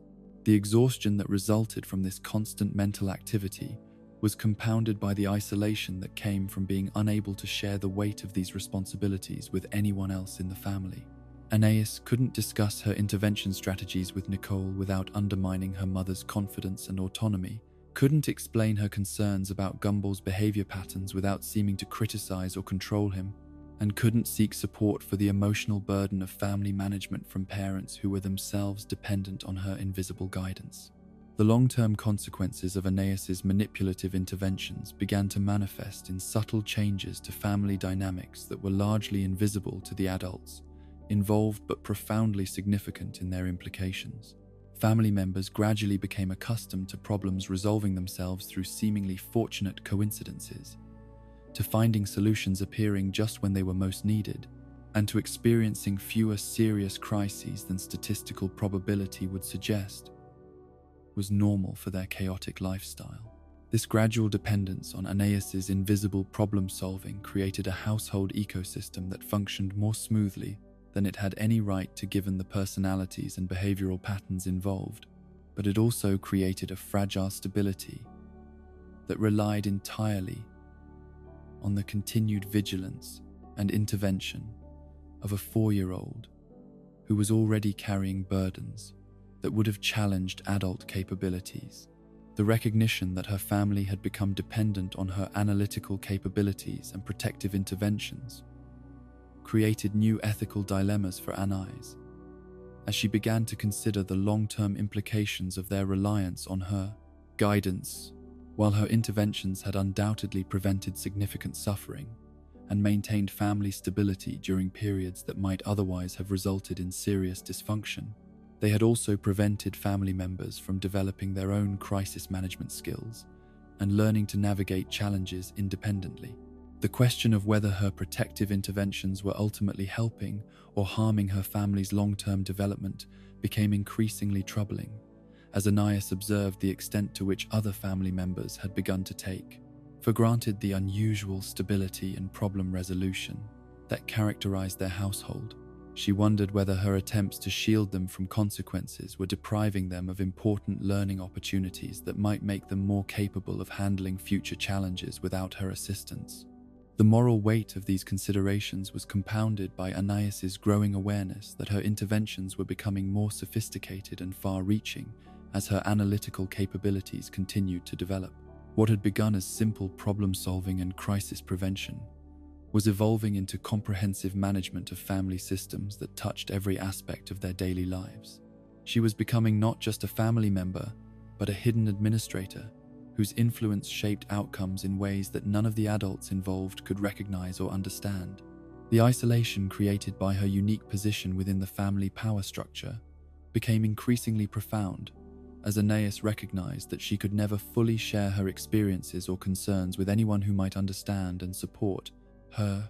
The adults in her life saw her as a remarkably bright child who occasionally offered helpful suggestions, while her siblings viewed her as a reliable source of problem-solving assistance when they encountered difficulties beyond their capabilities. None of them understood that they were living within a carefully maintained ecosystem of guided outcomes, managed crises, and strategic interventions that required constant analytical effort and emotional investment from someone who was still learning to tie her own shoes and navigate the basic challenges of childhood development. The cognitive dissonance between her intellectual responsibilities and her chronological limitations created internal pressures that had no outlet and no resolution within the context of her family relationships. The development of sophisticated ethical frameworks for evaluating the appropriateness of different types of intervention became one of Anais's most important but unrecognized achievements during this period. She created personal guidelines that attempted to balance respect for others' autonomy with her responsibility to prevent serious harm, establishing criteria for determining when intervention was justified and when natural consequences should be allowed to occur, regardless of the suffering they might cause. These ethical guidelines were constantly tested and refined as Anais encountered new situations that challenged her ability to determine the appropriate boundaries of her influence.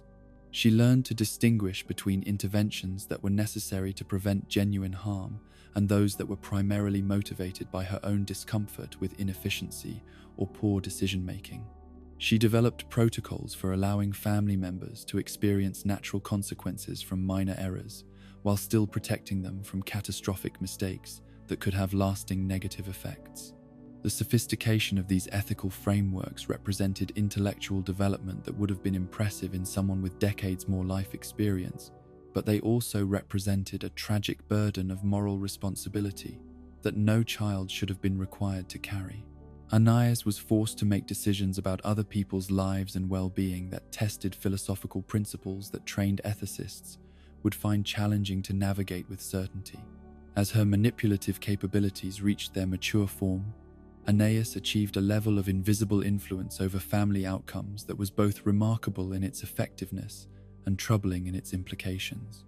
She had become the hidden architect of household stability, the invisible guardian whose analytical vigilance prevented disasters and guided solutions in ways that maintained the illusion of natural problem resolution, while actually representing sophisticated systems management by someone whose chronological age should have limited her to concerns about toys and playground politics. The family that benefited from her protective interventions remained largely unaware of the extent to which their improved functioning depended on capabilities that were unique to their youngest member, creating a situation where extraordinary intellectual gifts were being used not for personal advancement or recognition, but for the invisible service of others who could neither understand nor reciprocate the care they were receiving. The most profound and isolating aspect of Anais's extraordinary intellectual gifts manifested not in her ability to solve complex problems or analyze intricate systems, but in her capacity to perceive the inevitable outcomes of present actions, with a clarity that bordered on prophetic vision. This predictive capability, which emerged from her systematic analysis of behavioral patterns and her deep understanding of cause and effect relationships, transformed her daily experience into a constant confrontation with futures that others could not see and consequences that they refused to acknowledge until those consequences had already arrived. The development of her predictive abilities began with simple pattern recognition, the natural result of a mind that automatically catalogued data and searched for underlying structures in apparently random events. Anais discovered that the behaviors she observed in her family members followed predictable sequences that, once identified, could be extrapolated forward to anticipate likely outcomes with remarkable accuracy. What appeared to others as spontaneous chaos actually unfolded according to recognizable patterns that became increasingly transparent to her analytical observation.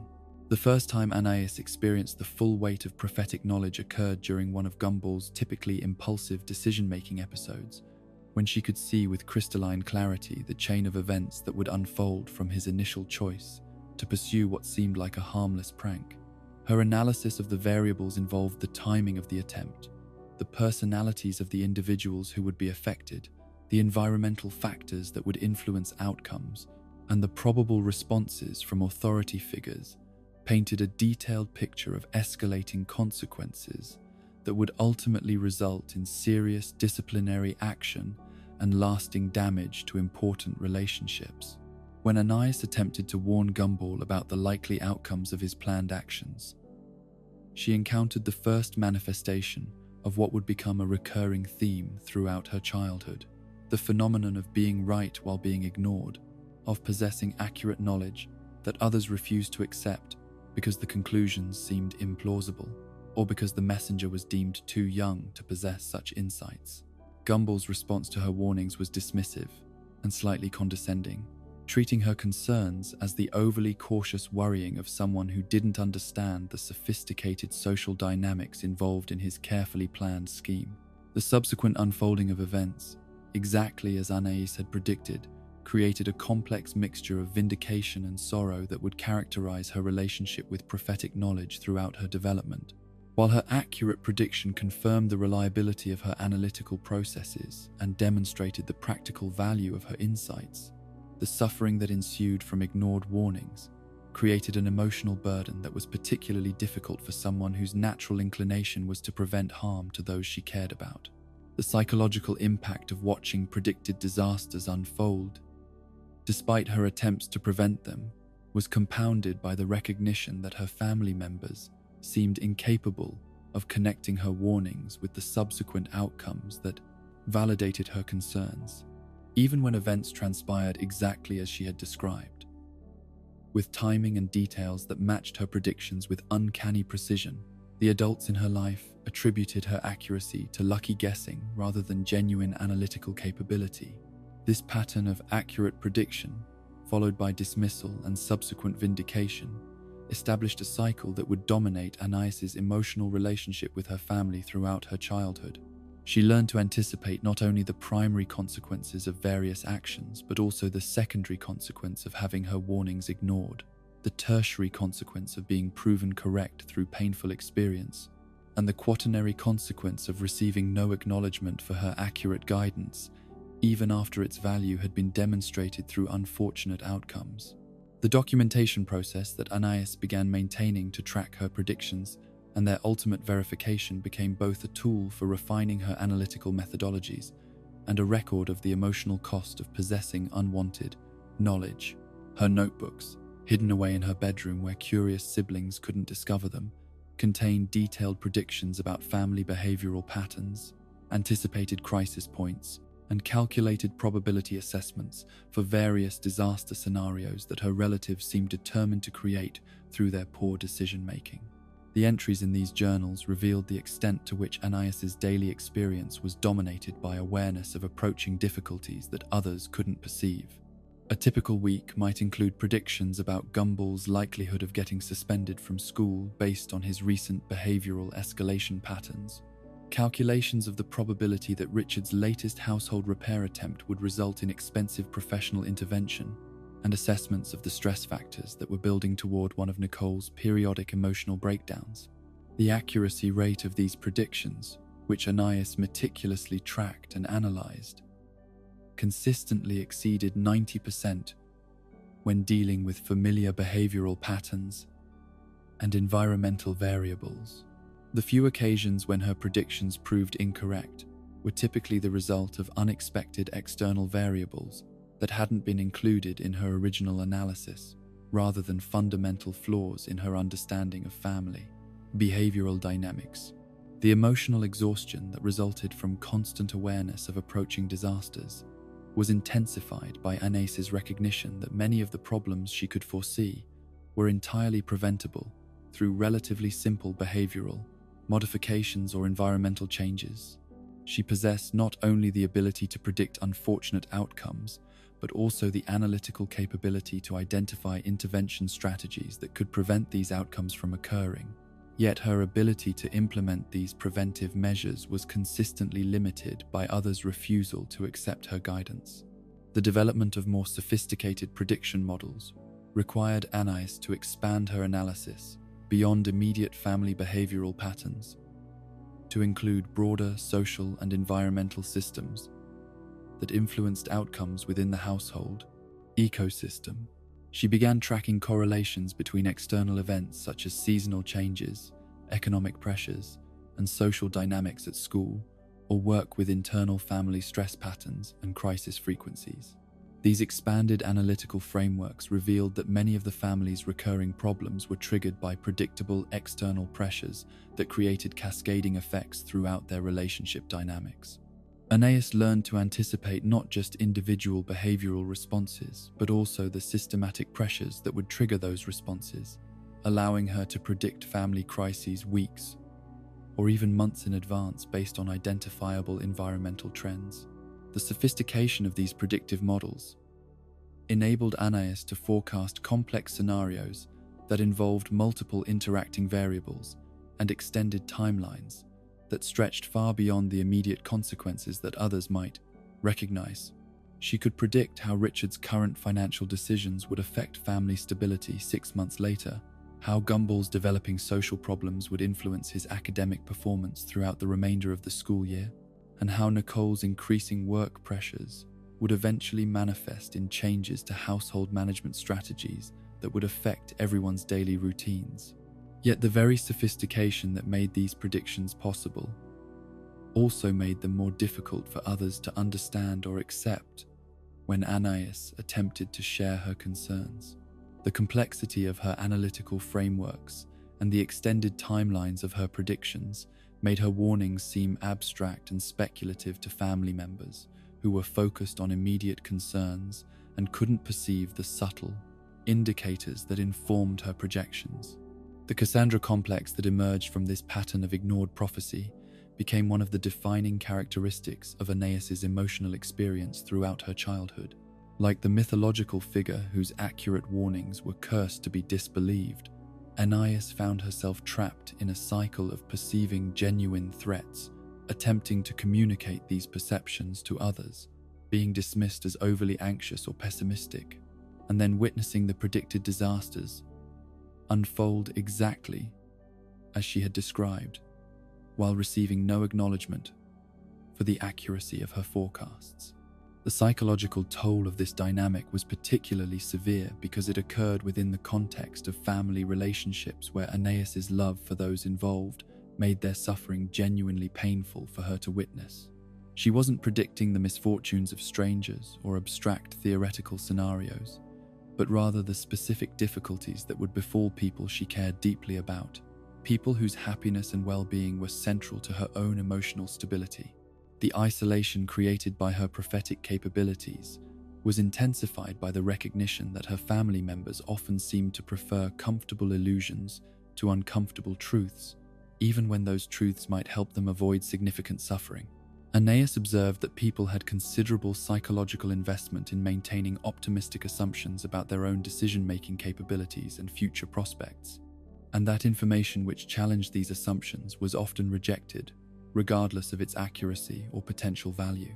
This observation led Anais to develop increasingly sophisticated understanding of the psychological mechanisms that prevented people from accepting unwelcome information, even when that information came from reliable sources and could help them avoid serious problems.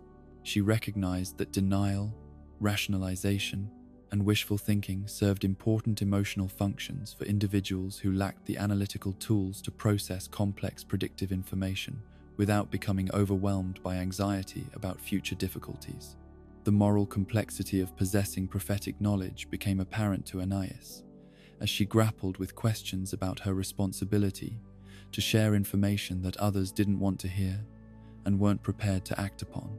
Constructively, she wondered whether her attempts to warn family members about approaching disasters were genuinely helpful, or whether they merely created additional stress without providing practical benefits, since the warnings were typically ignored until events had already transpired. The development of strategic approaches to sharing predictive information required Anais to balance her natural inclination to prevent suffering with recognition of others' psychological limitations and autonomy rights. She learned to calibrate her warnings based on the severity of predicted outcomes, the likelihood that intervention could prevent negative consequences, and the probability that her warnings would be received and acted upon constructively rather than dismissed or resented. The most challenging aspect of managing her prophetic capabilities involved learning when to allow natural consequences to occur, despite her ability to predict and potentially prevent them.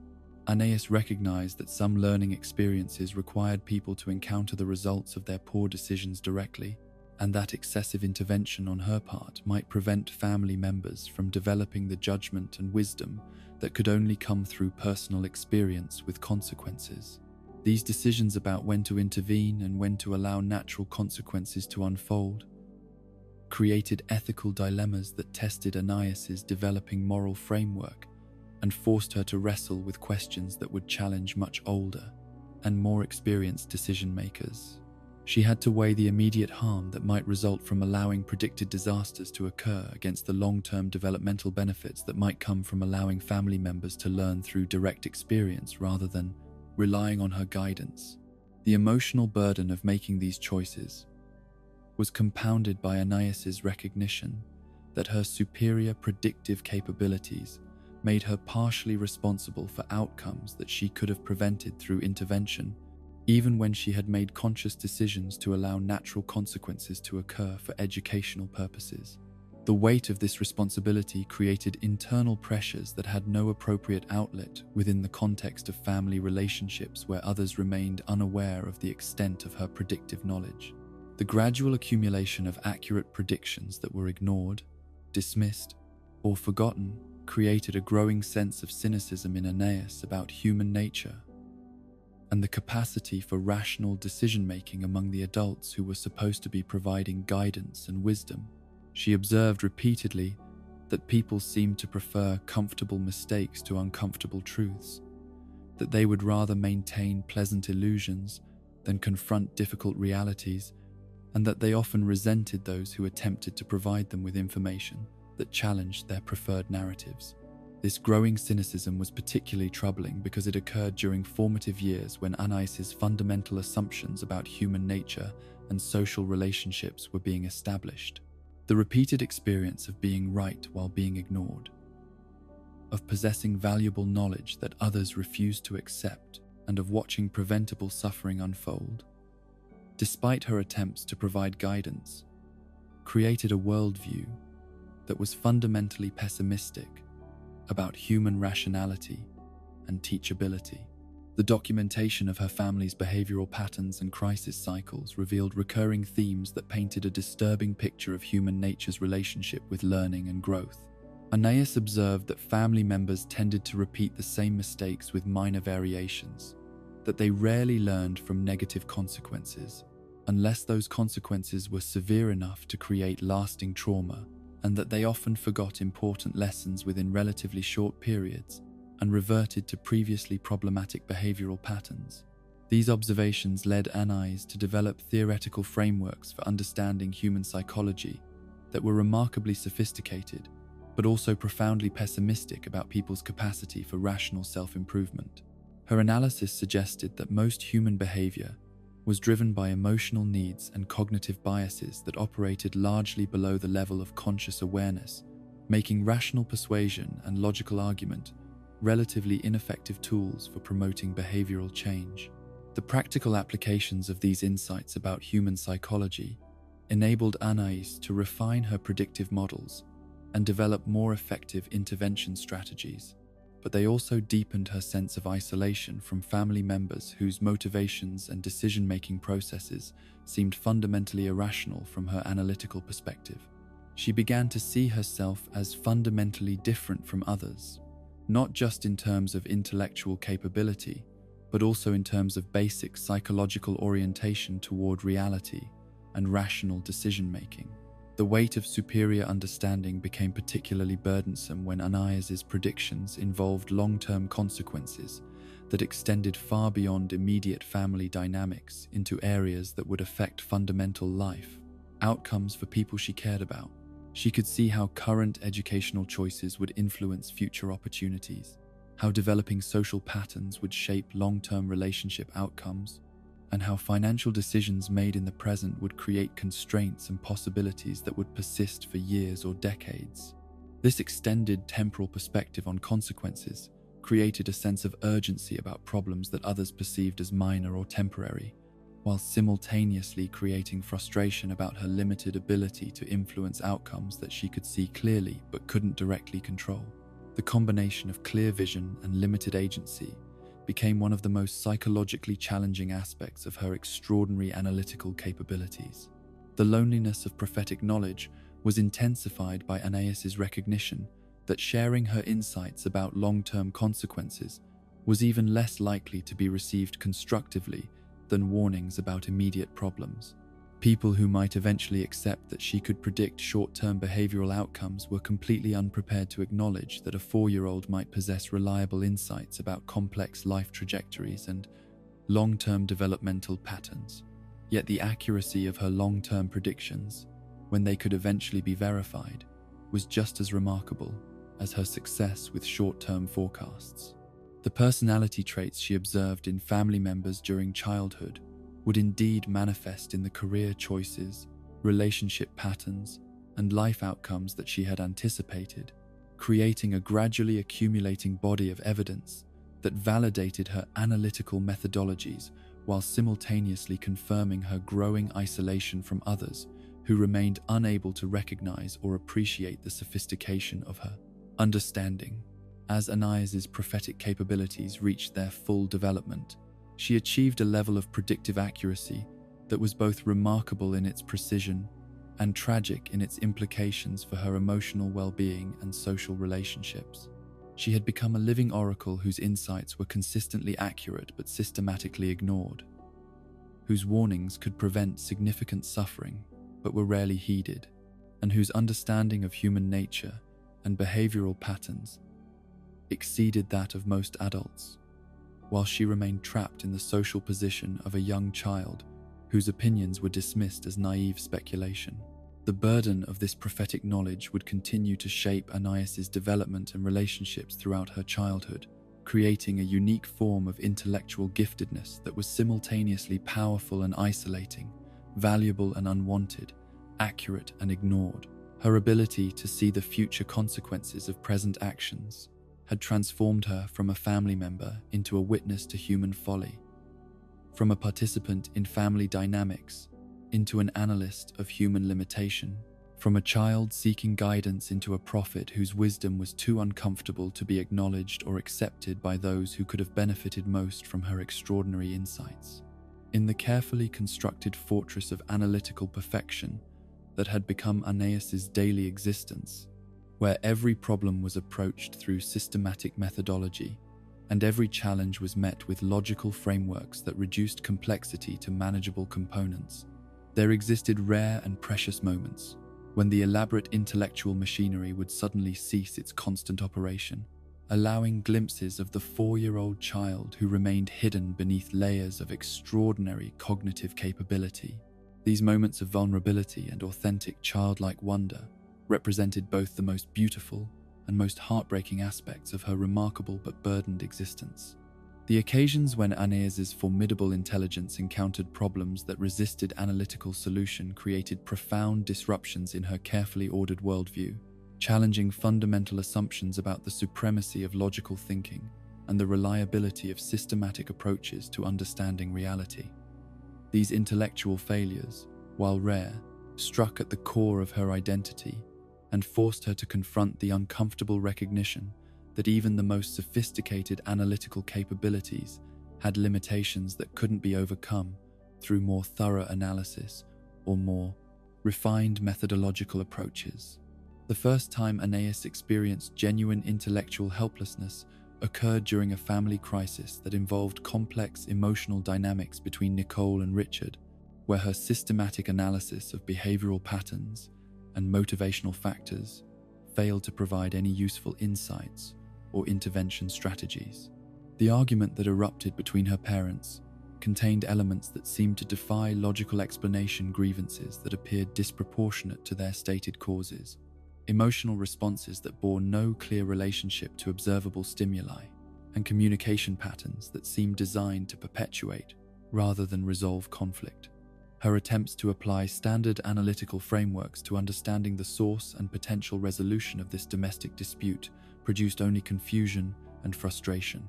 The behavioral models that had proven reliable for predicting and managing family interactions failed completely when confronted with the irrational intensity of adult emotional conflict, leaving Anais without the intellectual tools that had become her primary means of navigating challenging situations.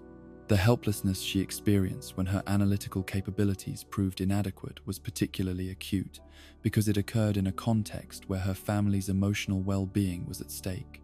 For someone whose identity had become closely tied to her ability to solve problems and provide guidance, the discovery that some challenges existed beyond the reach of logical analysis created an existential crisis that challenged her fundamental understanding of her own value and purpose within the family system. The confusion and anxiety that resulted from this intellectual failure forced Anais to confront emotions that her analytical mindset had previously helped her manage and control. Without the protective buffer of systematic understanding, she found herself experiencing raw fear about her parents' relationship, genuine sadness about the family's distress, and profound uncertainty about outcomes that she couldn't predict or influence through rational intervention.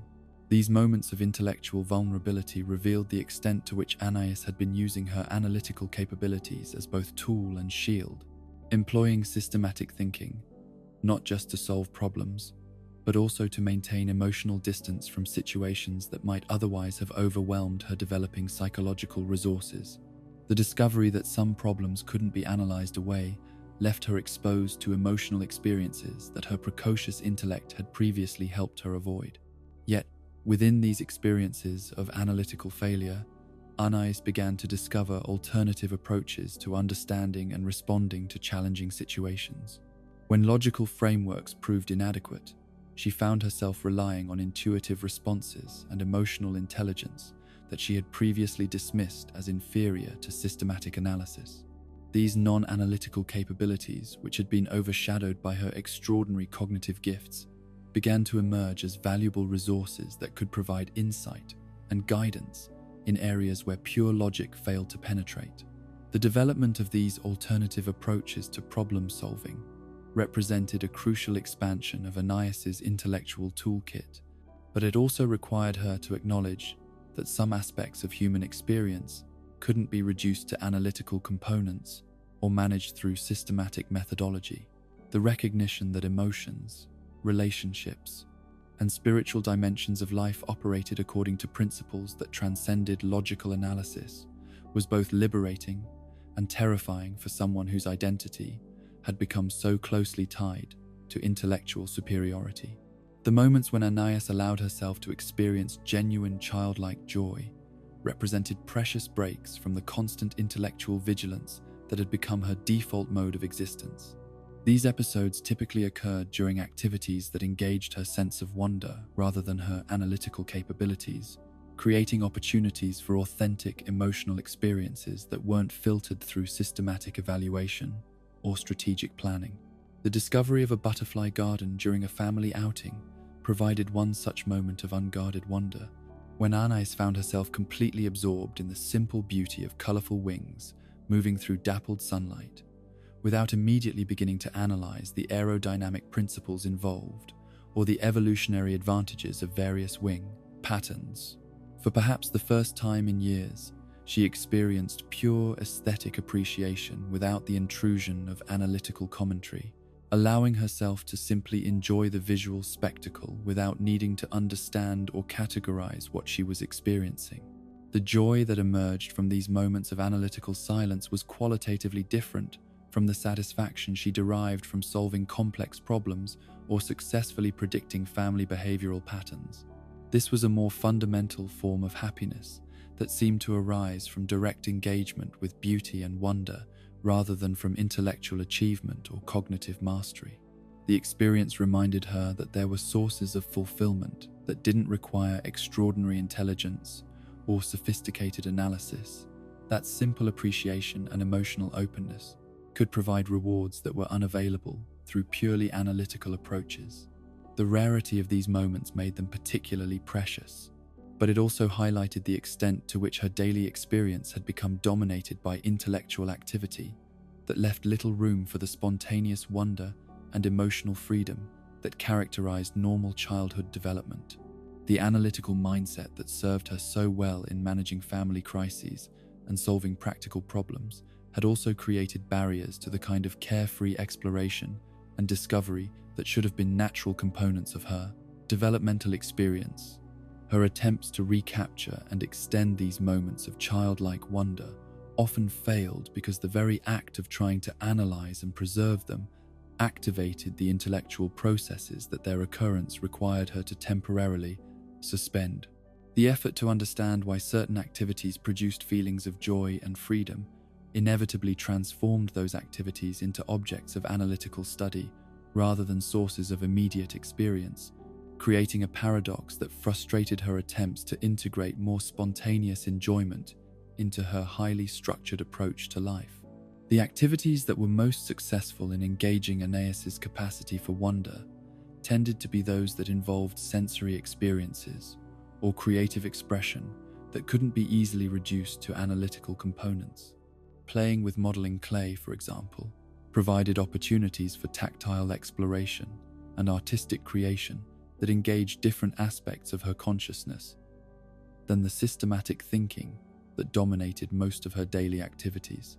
During these creative sessions, Anais would find herself making decisions based on aesthetic intuition rather than logical analysis, choosing colors and shapes because they felt right rather than because they served identifiable functional purposes. The sculptures and abstract forms that emerged from these sessions bore no resemblance to the precise, carefully planned projects that characterized her typical approach to activities, but they provided a form of satisfaction that was deeper and more emotionally resonant than the pleasure she derived from analytical achievements. The music that Nicole would play during dinner preparation occasionally created similar moments of emotional openness, when melodies and harmonies would engage Anais's attention in ways that bypassed her analytical consciousness and spoke directly to emotional centers that her intellectual focus typically kept suppressed. During these musical interludes, she would find herself moving to rhythms without calculating optimal movement patterns, responding to aesthetic elements that couldn't be reduced to mathematical relationships or logical structures. These experiences with music revealed capacities for emotional response and aesthetic appreciation that existed independently of her analytical intelligence, suggesting that beneath the formidable cognitive machinery lay a complete human being with full emotional and spiritual dimensions that her intellectual giftedness had partially obscured. The discovery that she possessed these non-analytical capabilities came as both relief and revelation, indicating that her identity wasn't entirely defined by her extraordinary cognitive abilities. Yet the integration of these more intuitive and emotional aspects of her personality with her analytical nature proved challenging, requiring her to develop new frameworks for understanding herself that could accommodate both intellectual sophistication and childlike wonder, both systematic analysis and spontaneous joy, both predictive capability and openness to surprise and discovery. The fears that occasionally overwhelmed Anais's analytical defenses revealed another dimension of her hidden childhood, moments when her sophisticated understanding of potential dangers and negative outcomes created anxiety that her intellectual capabilities couldn't rationalize away. These episodes typically occurred during periods of family tension or uncertainty, when her ability to predict various negative scenarios generated worry that exceeded her capacity to manage through logical analysis. The nightmares that began visiting Anais during particularly stressful family periods contained imagery and emotional content that reflected deep-seated anxieties about losing the people she loved, about being unable to protect them from dangers she could foresee but couldn't prevent, and about the possibility that her analytical gifts might ultimately prove insufficient to maintain the family stability that had become her primary responsibility. These dreams often featured scenarios where her family members were in danger, and her attempts to warn or rescue them were frustrated by their inability to understand or accept her guidance. The helplessness she experienced in these nighttime visions reflected real anxieties about the limitations of her influence and the possibility that even her most sophisticated interventions might ultimately fail to protect those she cared about from the consequences of their own poor judgment. The waking anxiety that followed these nightmares couldn't be resolved through the analytical techniques that Anais typically used to manage challenging situations. The fears they represented were too fundamental and too emotionally charged to be dismissed through logical reasoning or statistical analysis of probability outcomes. These anxieties required comfort and reassurance that could only come from emotional support rather than intellectual understanding. During these vulnerable moments, Anais would find herself seeking the kind of simple physical comfort and parental reassurance that she hadn't required since early childhood, when her intellectual development had been less advanced and her emotional needs had been more transparently childlike. The return of these basic comfort-seeking behaviors revealed the extent to which her psychological development remained that of a 4-year-old, despite her extraordinary cognitive capabilities. The comfort she found in these moments came not from sophisticated explanation or complex analysis, but from the simple presence of family members who loved her without needing to understand her unique challenges or appreciate her extraordinary contributions to household stability. Richard's gentle humming while he held her during anxious nights provided a form of emotional regulation that her analytical mind couldn't achieve independently, while Nicole's quiet storytelling offered a temporary escape from the constant mental activity that ordinarily dominated her consciousness. These experiences of needing and receiving simple emotional comfort reminded Anais that beneath her remarkable intellectual gifts lay the heart and needs of a young child who required love, security, and protection. Regardless of her capability to provide these same resources to others, the recognition that she remained fundamentally dependent on adult care and support, despite her intellectual superiority to most adults, created complex feelings about her position within the family and her relationship to the developmental process. The hope for connection that persisted, despite Anais's growing cynicism about human nature and her isolation from age-appropriate peers, represented perhaps the most poignant aspect of her hidden childhood. This hope manifested in her secret fantasies about encountering other children who shared her intellectual capabilities and could provide the kind of stimulating companionship that remained absent from her actual social experiences. Her imagination would create detailed scenarios about meeting another child prodigy who could understand her analytical approaches, appreciate her predictive insights, and engage in the kind of sophisticated conversations that she craved but had never experienced with someone her own age. These imaginary friendships provided emotional compensation for the social isolation that characterized her real relationships, but they also highlighted the profound loneliness that resulted from her unique intellectual position. The characteristics she imagined in these potential friends revealed her deep understanding of what was missing from her actual social experiences. Her fantasy companions were invariably kind, intellectually curious, and emotionally mature enough to appreciate both her gifts and her vulnerabilities. They could engage with her complex ideas without being intimidated or dismissive, while also understanding the challenges that came with being intellectually advanced in a world designed for average capabilities. The activities she imagined sharing with these hypothetical friends reflected her hunger for intellectual stimulation combined with genuine companionship. They would work together on complex projects that required both analytical sophistication and creative collaboration, engage in discussions about philosophical questions that fascinated them both, and support each other through the unique challenges that came with exceptional giftedness in childhood. The persistence of these hopeful fantasies, despite her realistic assessment of their improbability, suggested that Anais retained fundamental optimism about the possibility of meaningful connection, even though her direct experience provided little evidence to support such hope. This resilience in the face of social isolation revealed an underlying strength of character that complemented her intellectual gifts and suggested that her emotional development, while delayed by her unique circumstances, remained fundamentally healthy.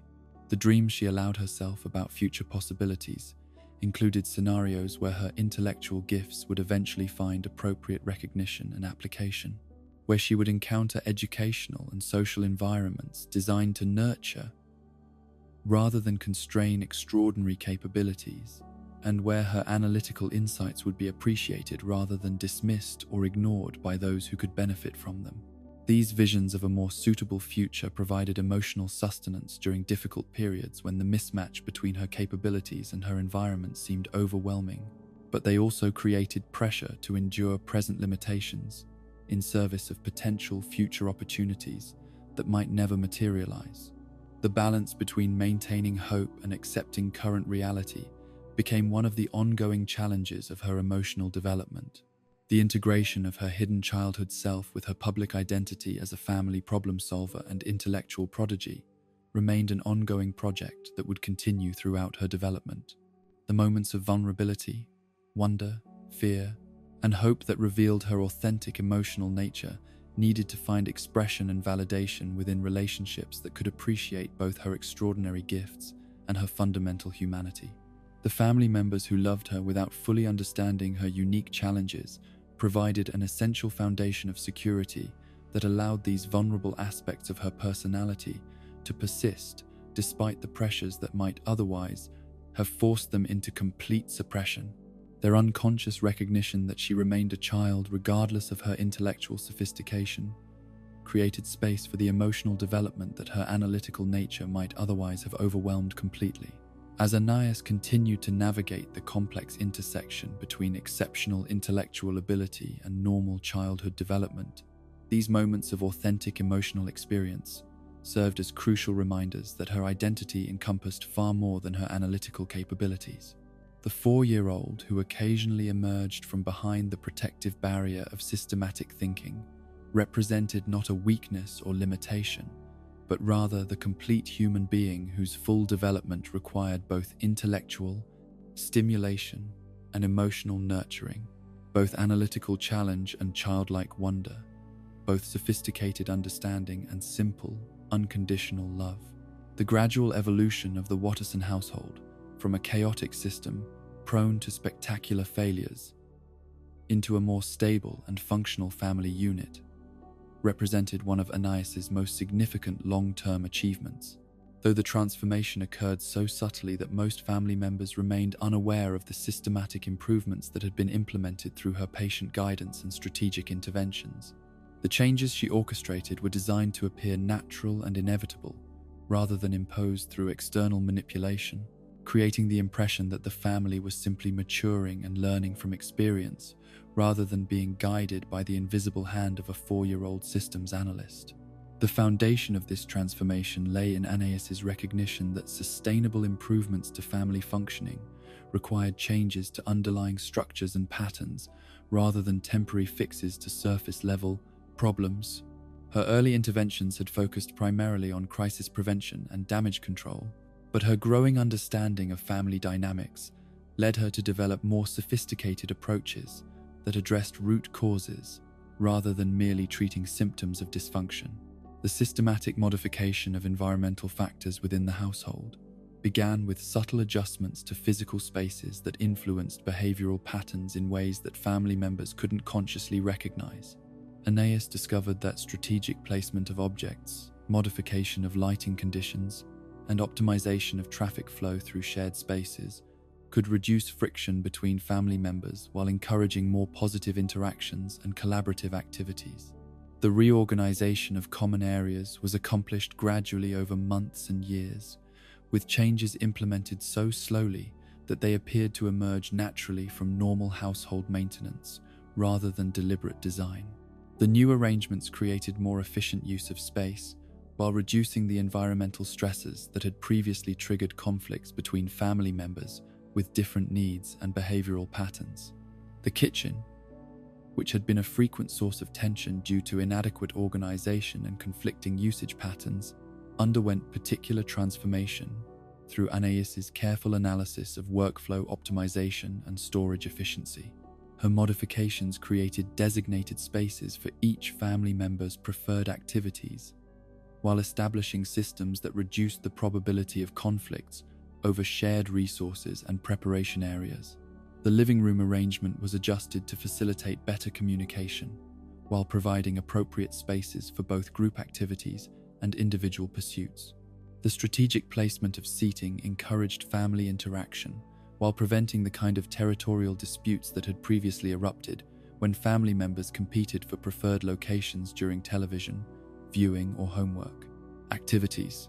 These environmental modifications were complemented by gradual improvements to household systems and routines that reduced the cognitive load on adult family members while creating more predictable and manageable daily schedules.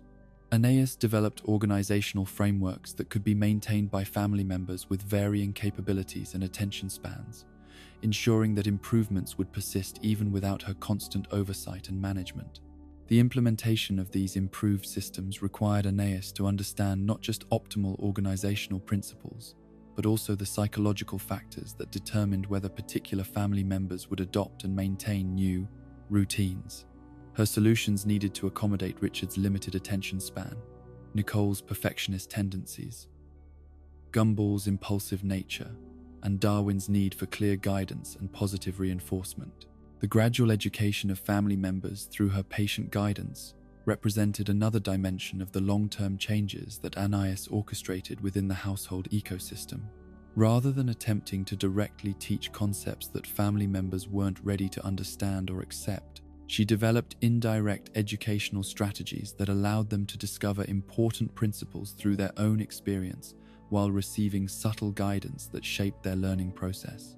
Her approach to Darwin's intellectual development exemplified this educational philosophy, as she created opportunities for him to encounter challenging concepts and problem-solving situations, while providing just enough support to ensure success without creating dependence on external guidance.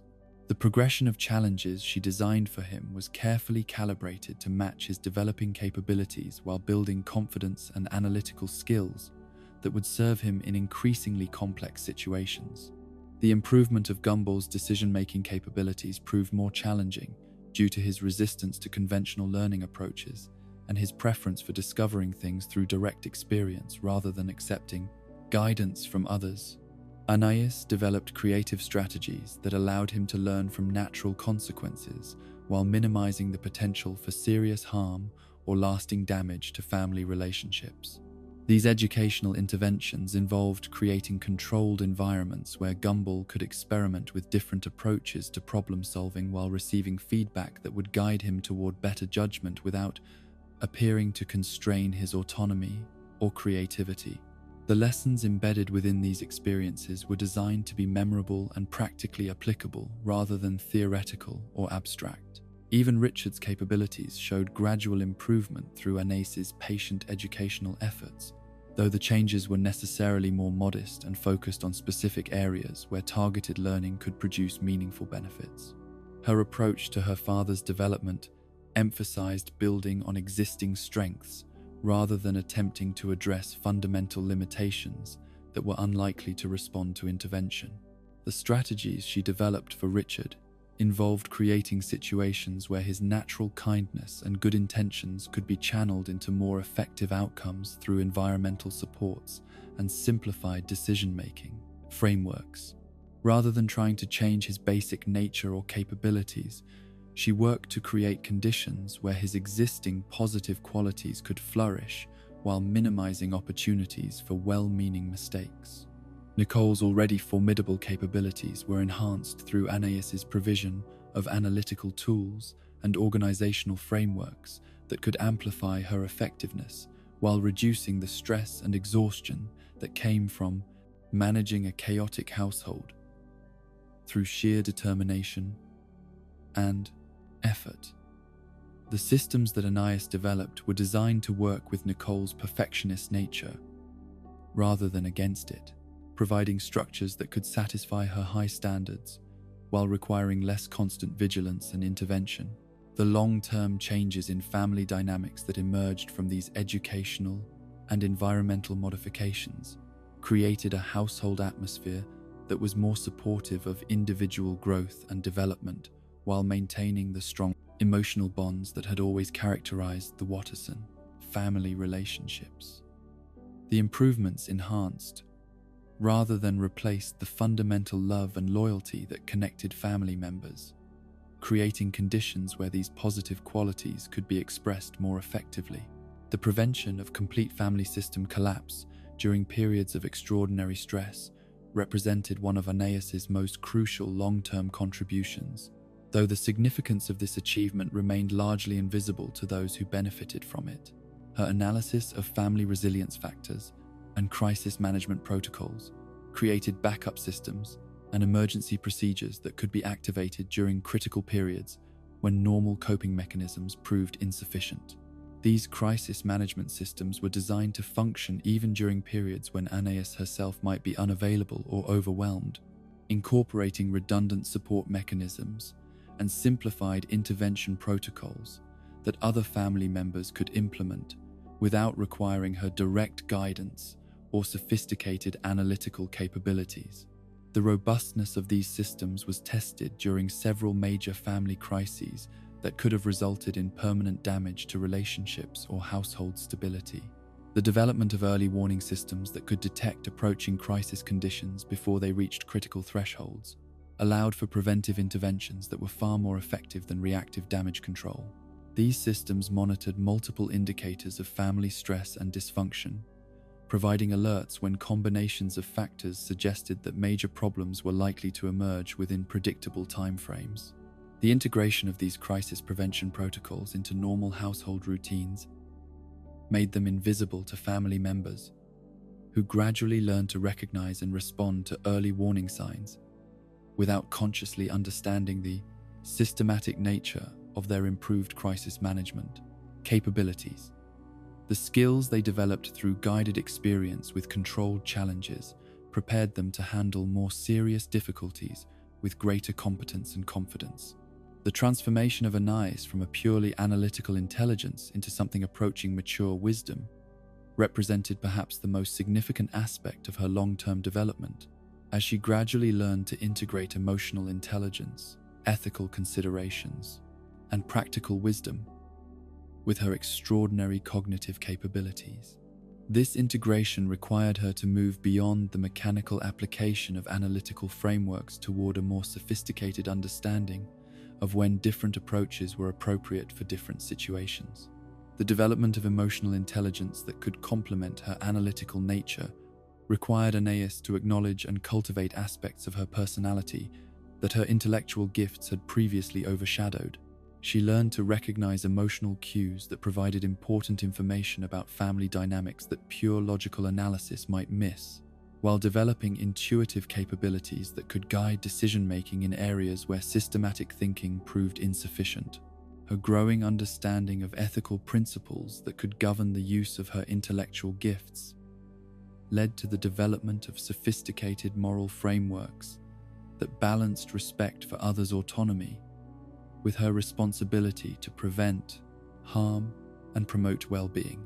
These ethical guidelines evolved through practical experience with complex situations that tested her ability to apply abstract principles to real-world dilemmas involving people she cared deeply about. The integration of practical wisdom with analytical capability allowed Anais to develop judgment that could navigate the complex trade-offs and competing values that characterized most important decisions within family systems. This wisdom emerged from the synthesis of intellectual understanding, emotional awareness, and accumulated experience with the consequences of different approaches to challenging situations.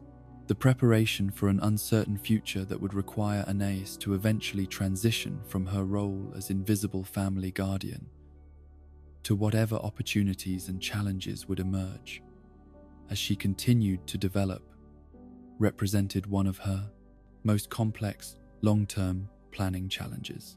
Her analysis of potential future scenarios included consideration of educational possibilities, career trajectories, and relationship opportunities that might eventually provide appropriate outlets for her extraordinary capabilities.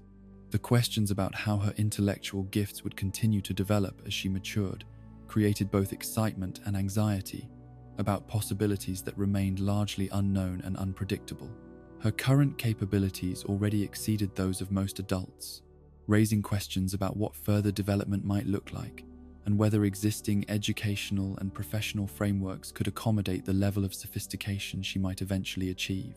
The challenge of finding appropriate social and intellectual peers remained one of the most significant uncertainties in her long-term planning, as her current isolation from cognitively compatible companions created questions about whether such relationships would ever become available.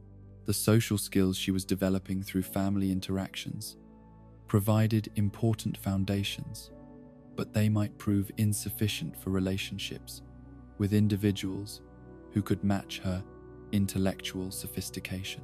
The possibility that her extraordinary gifts might eventually find recognition and appropriate application in broader social contexts beyond her family created hope for a future where her capabilities could be used to benefit larger communities and address more significant challenges than household management and crisis prevention. Yet the uncertainty about whether such opportunities would emerge made long-term planning difficult and speculative. Her own dreams and fears about future possibilities revealed both the aspirations and anxieties that accompanied exceptional giftedness during childhood development. She dreamed of eventually encountering educational environments that could challenge her mind, professional opportunities that could utilize her analytical capabilities, and personal relationships that could provide both intellectual stimulation and emotional fulfillment. The fears that accompanied these hopes included concerns about whether her unique developmental trajectory would leave her prepared for normal adult relationships and responsibilities, whether her analytical nature might create barriers to emotional intimacy and authentic connection, and whether her current family focus might limit her ability to engage with broader social and professional contexts. The continuing mystery of her intellectual development included questions about the ultimate scope and potential of capabilities that already defied conventional understanding and measurement. Her current achievements suggested possibilities for future development that were difficult to predict or plan for, creating both excitement about unknown potential and uncertainty about how such development might unfold. The unique place that Anais occupied in the spectrum of human intelligence created responsibilities and opportunities that had no precedent or established framework for understanding. Her position as perhaps the most intellectually gifted individual in her generation carried implications that extended far beyond personal development into questions about human potential and the appropriate use of extraordinary capabilities. The ongoing story of her development remained unwritten and unpredictable, full of possibilities that could lead in directions that no one, including Anais herself, could fully anticipate or prepare for. The foundation that her family experiences were providing would serve her regardless of how her future unfolded, but the specific applications of her gifts remained to be discovered through the continued journey of a mind that represented the outer limits of human cognitive potential, expressed within the context of childhood development and family love. The legacy she was already creating through her influence on family functioning and individual development suggested that her impact would extend far beyond her immediate circumstances, shaping the lives of those around her in ways that would persist long after her direct involvement in their daily challenges. The wisdom she was developing and the systems she was creating would continue to benefit her family members throughout their lives, even as she moved toward whatever extraordinary future awaited someone with her unique combination of intellectual gifts and human compassion. And so we reach the end of our journey through the labyrinthine mind of Anais Watterson. Though her story continues to unfold with each passing day in the chaotic household of Elmore, we have witnessed a 4-year-old whose intelligence burns like a star in the darkness of ordinary thinking, whose analytical mind cuts through confusion like a blade through silk, whose patient wisdom guides a family that scarcely comprehends the gift they possess in their youngest member. Throughout this exploration of extraordinary intellect constrained by childhood limitations, we have observed the profound contradictions that define exceptional giftedness when it emerges within the context of normal family life. Here is a mind that can solve complex problems with elegant efficiency, yet struggles with the simple desire to be understood by those she loves most. Here is a soul that can predict the future consequences of present actions, yet cannot escape the fundamental loneliness that comes from seeing truths that others refuse to acknowledge.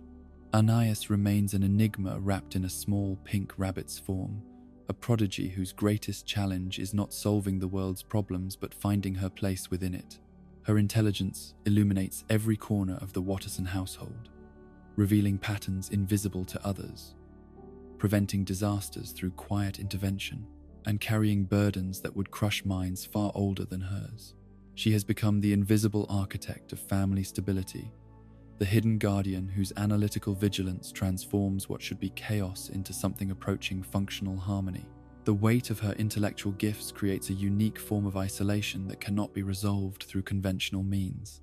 She exists in the space between childhood and adulthood, between extraordinary capability and age-appropriate expectations, between the desire to help and the recognition that her help often goes unacknowledged or misunderstood. Her analytical nature provides her with tools for understanding the world around her, but it also creates barriers to the simple emotional connections that make life meaningful beyond mere intellectual achievement. Yet within this isolation, we have glimpsed moments of profound beauty, where her humanity shines through the analytical facade. The rare occasions when she allows herself to experience wonder without immediately subjecting it to systematic analysis remind us that beneath the formidable intellectual machinery lies a complete human being with the same fundamental needs for love, acceptance, and connection that characterize all childhood development.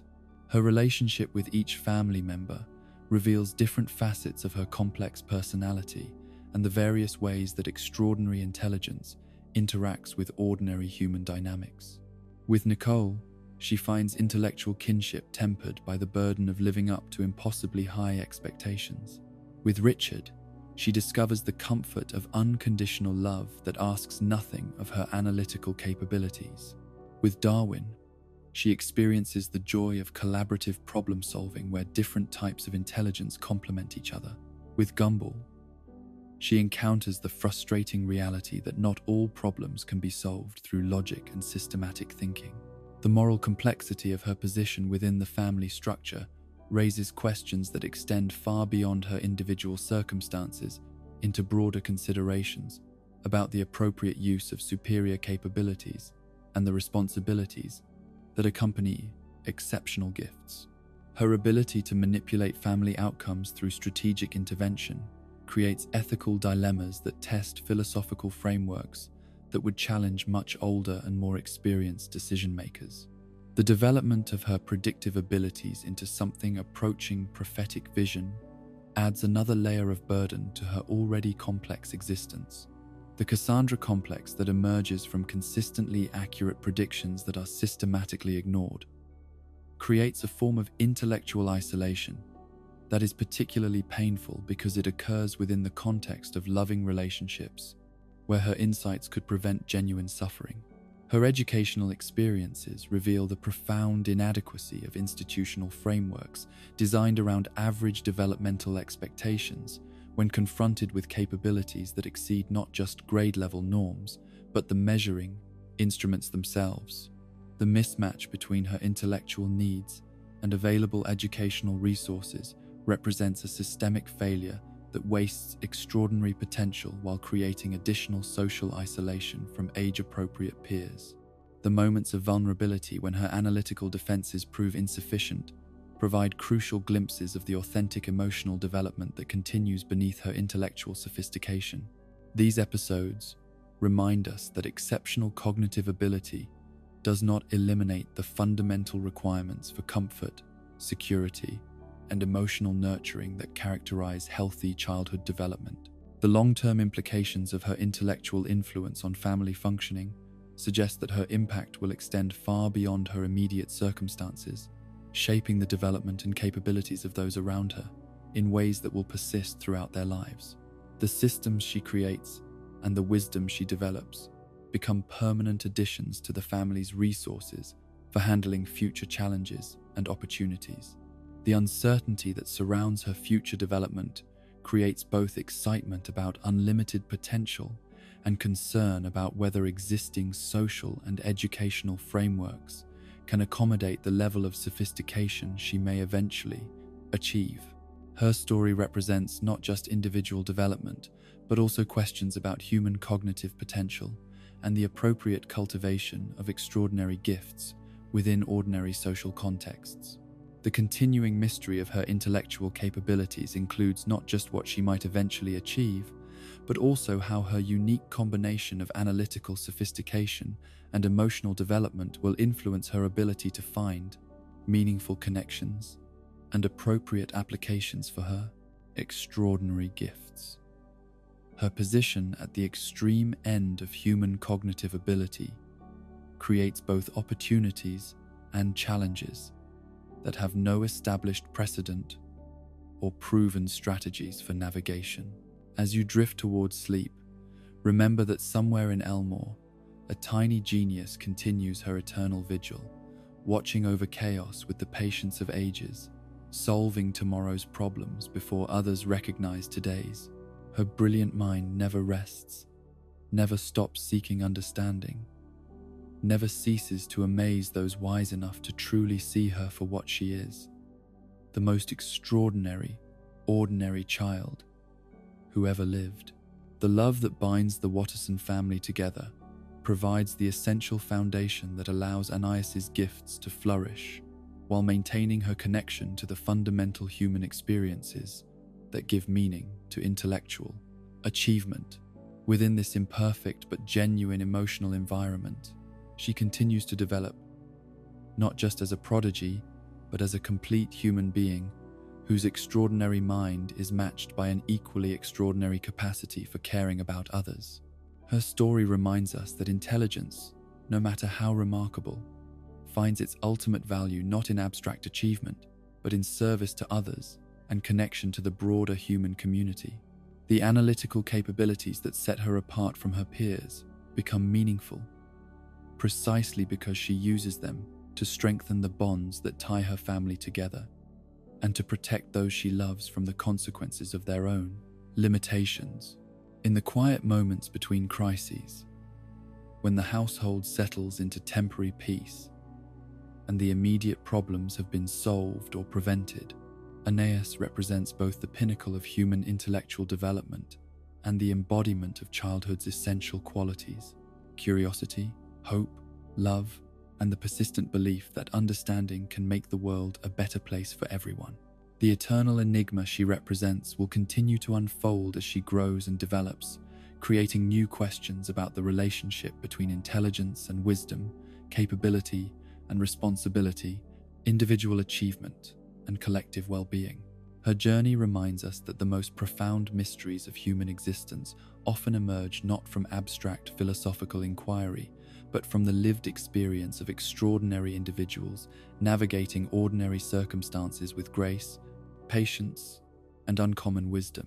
Sweet dreams await you now, carrying with them the gentle assurance that brilliance and compassion can coexist, that extraordinary gifts can serve ordinary love, and that sometimes the smallest among us carry the greatest wisdom. Rest peacefully in the knowledge that Anais Watterson continues her quiet work of making the impossible seem effortless, transforming chaos into order through the patient application of a mind that sees patterns where others see only confusion, solutions where others see only problems, and hope where others might see only the endless complexity of human existence.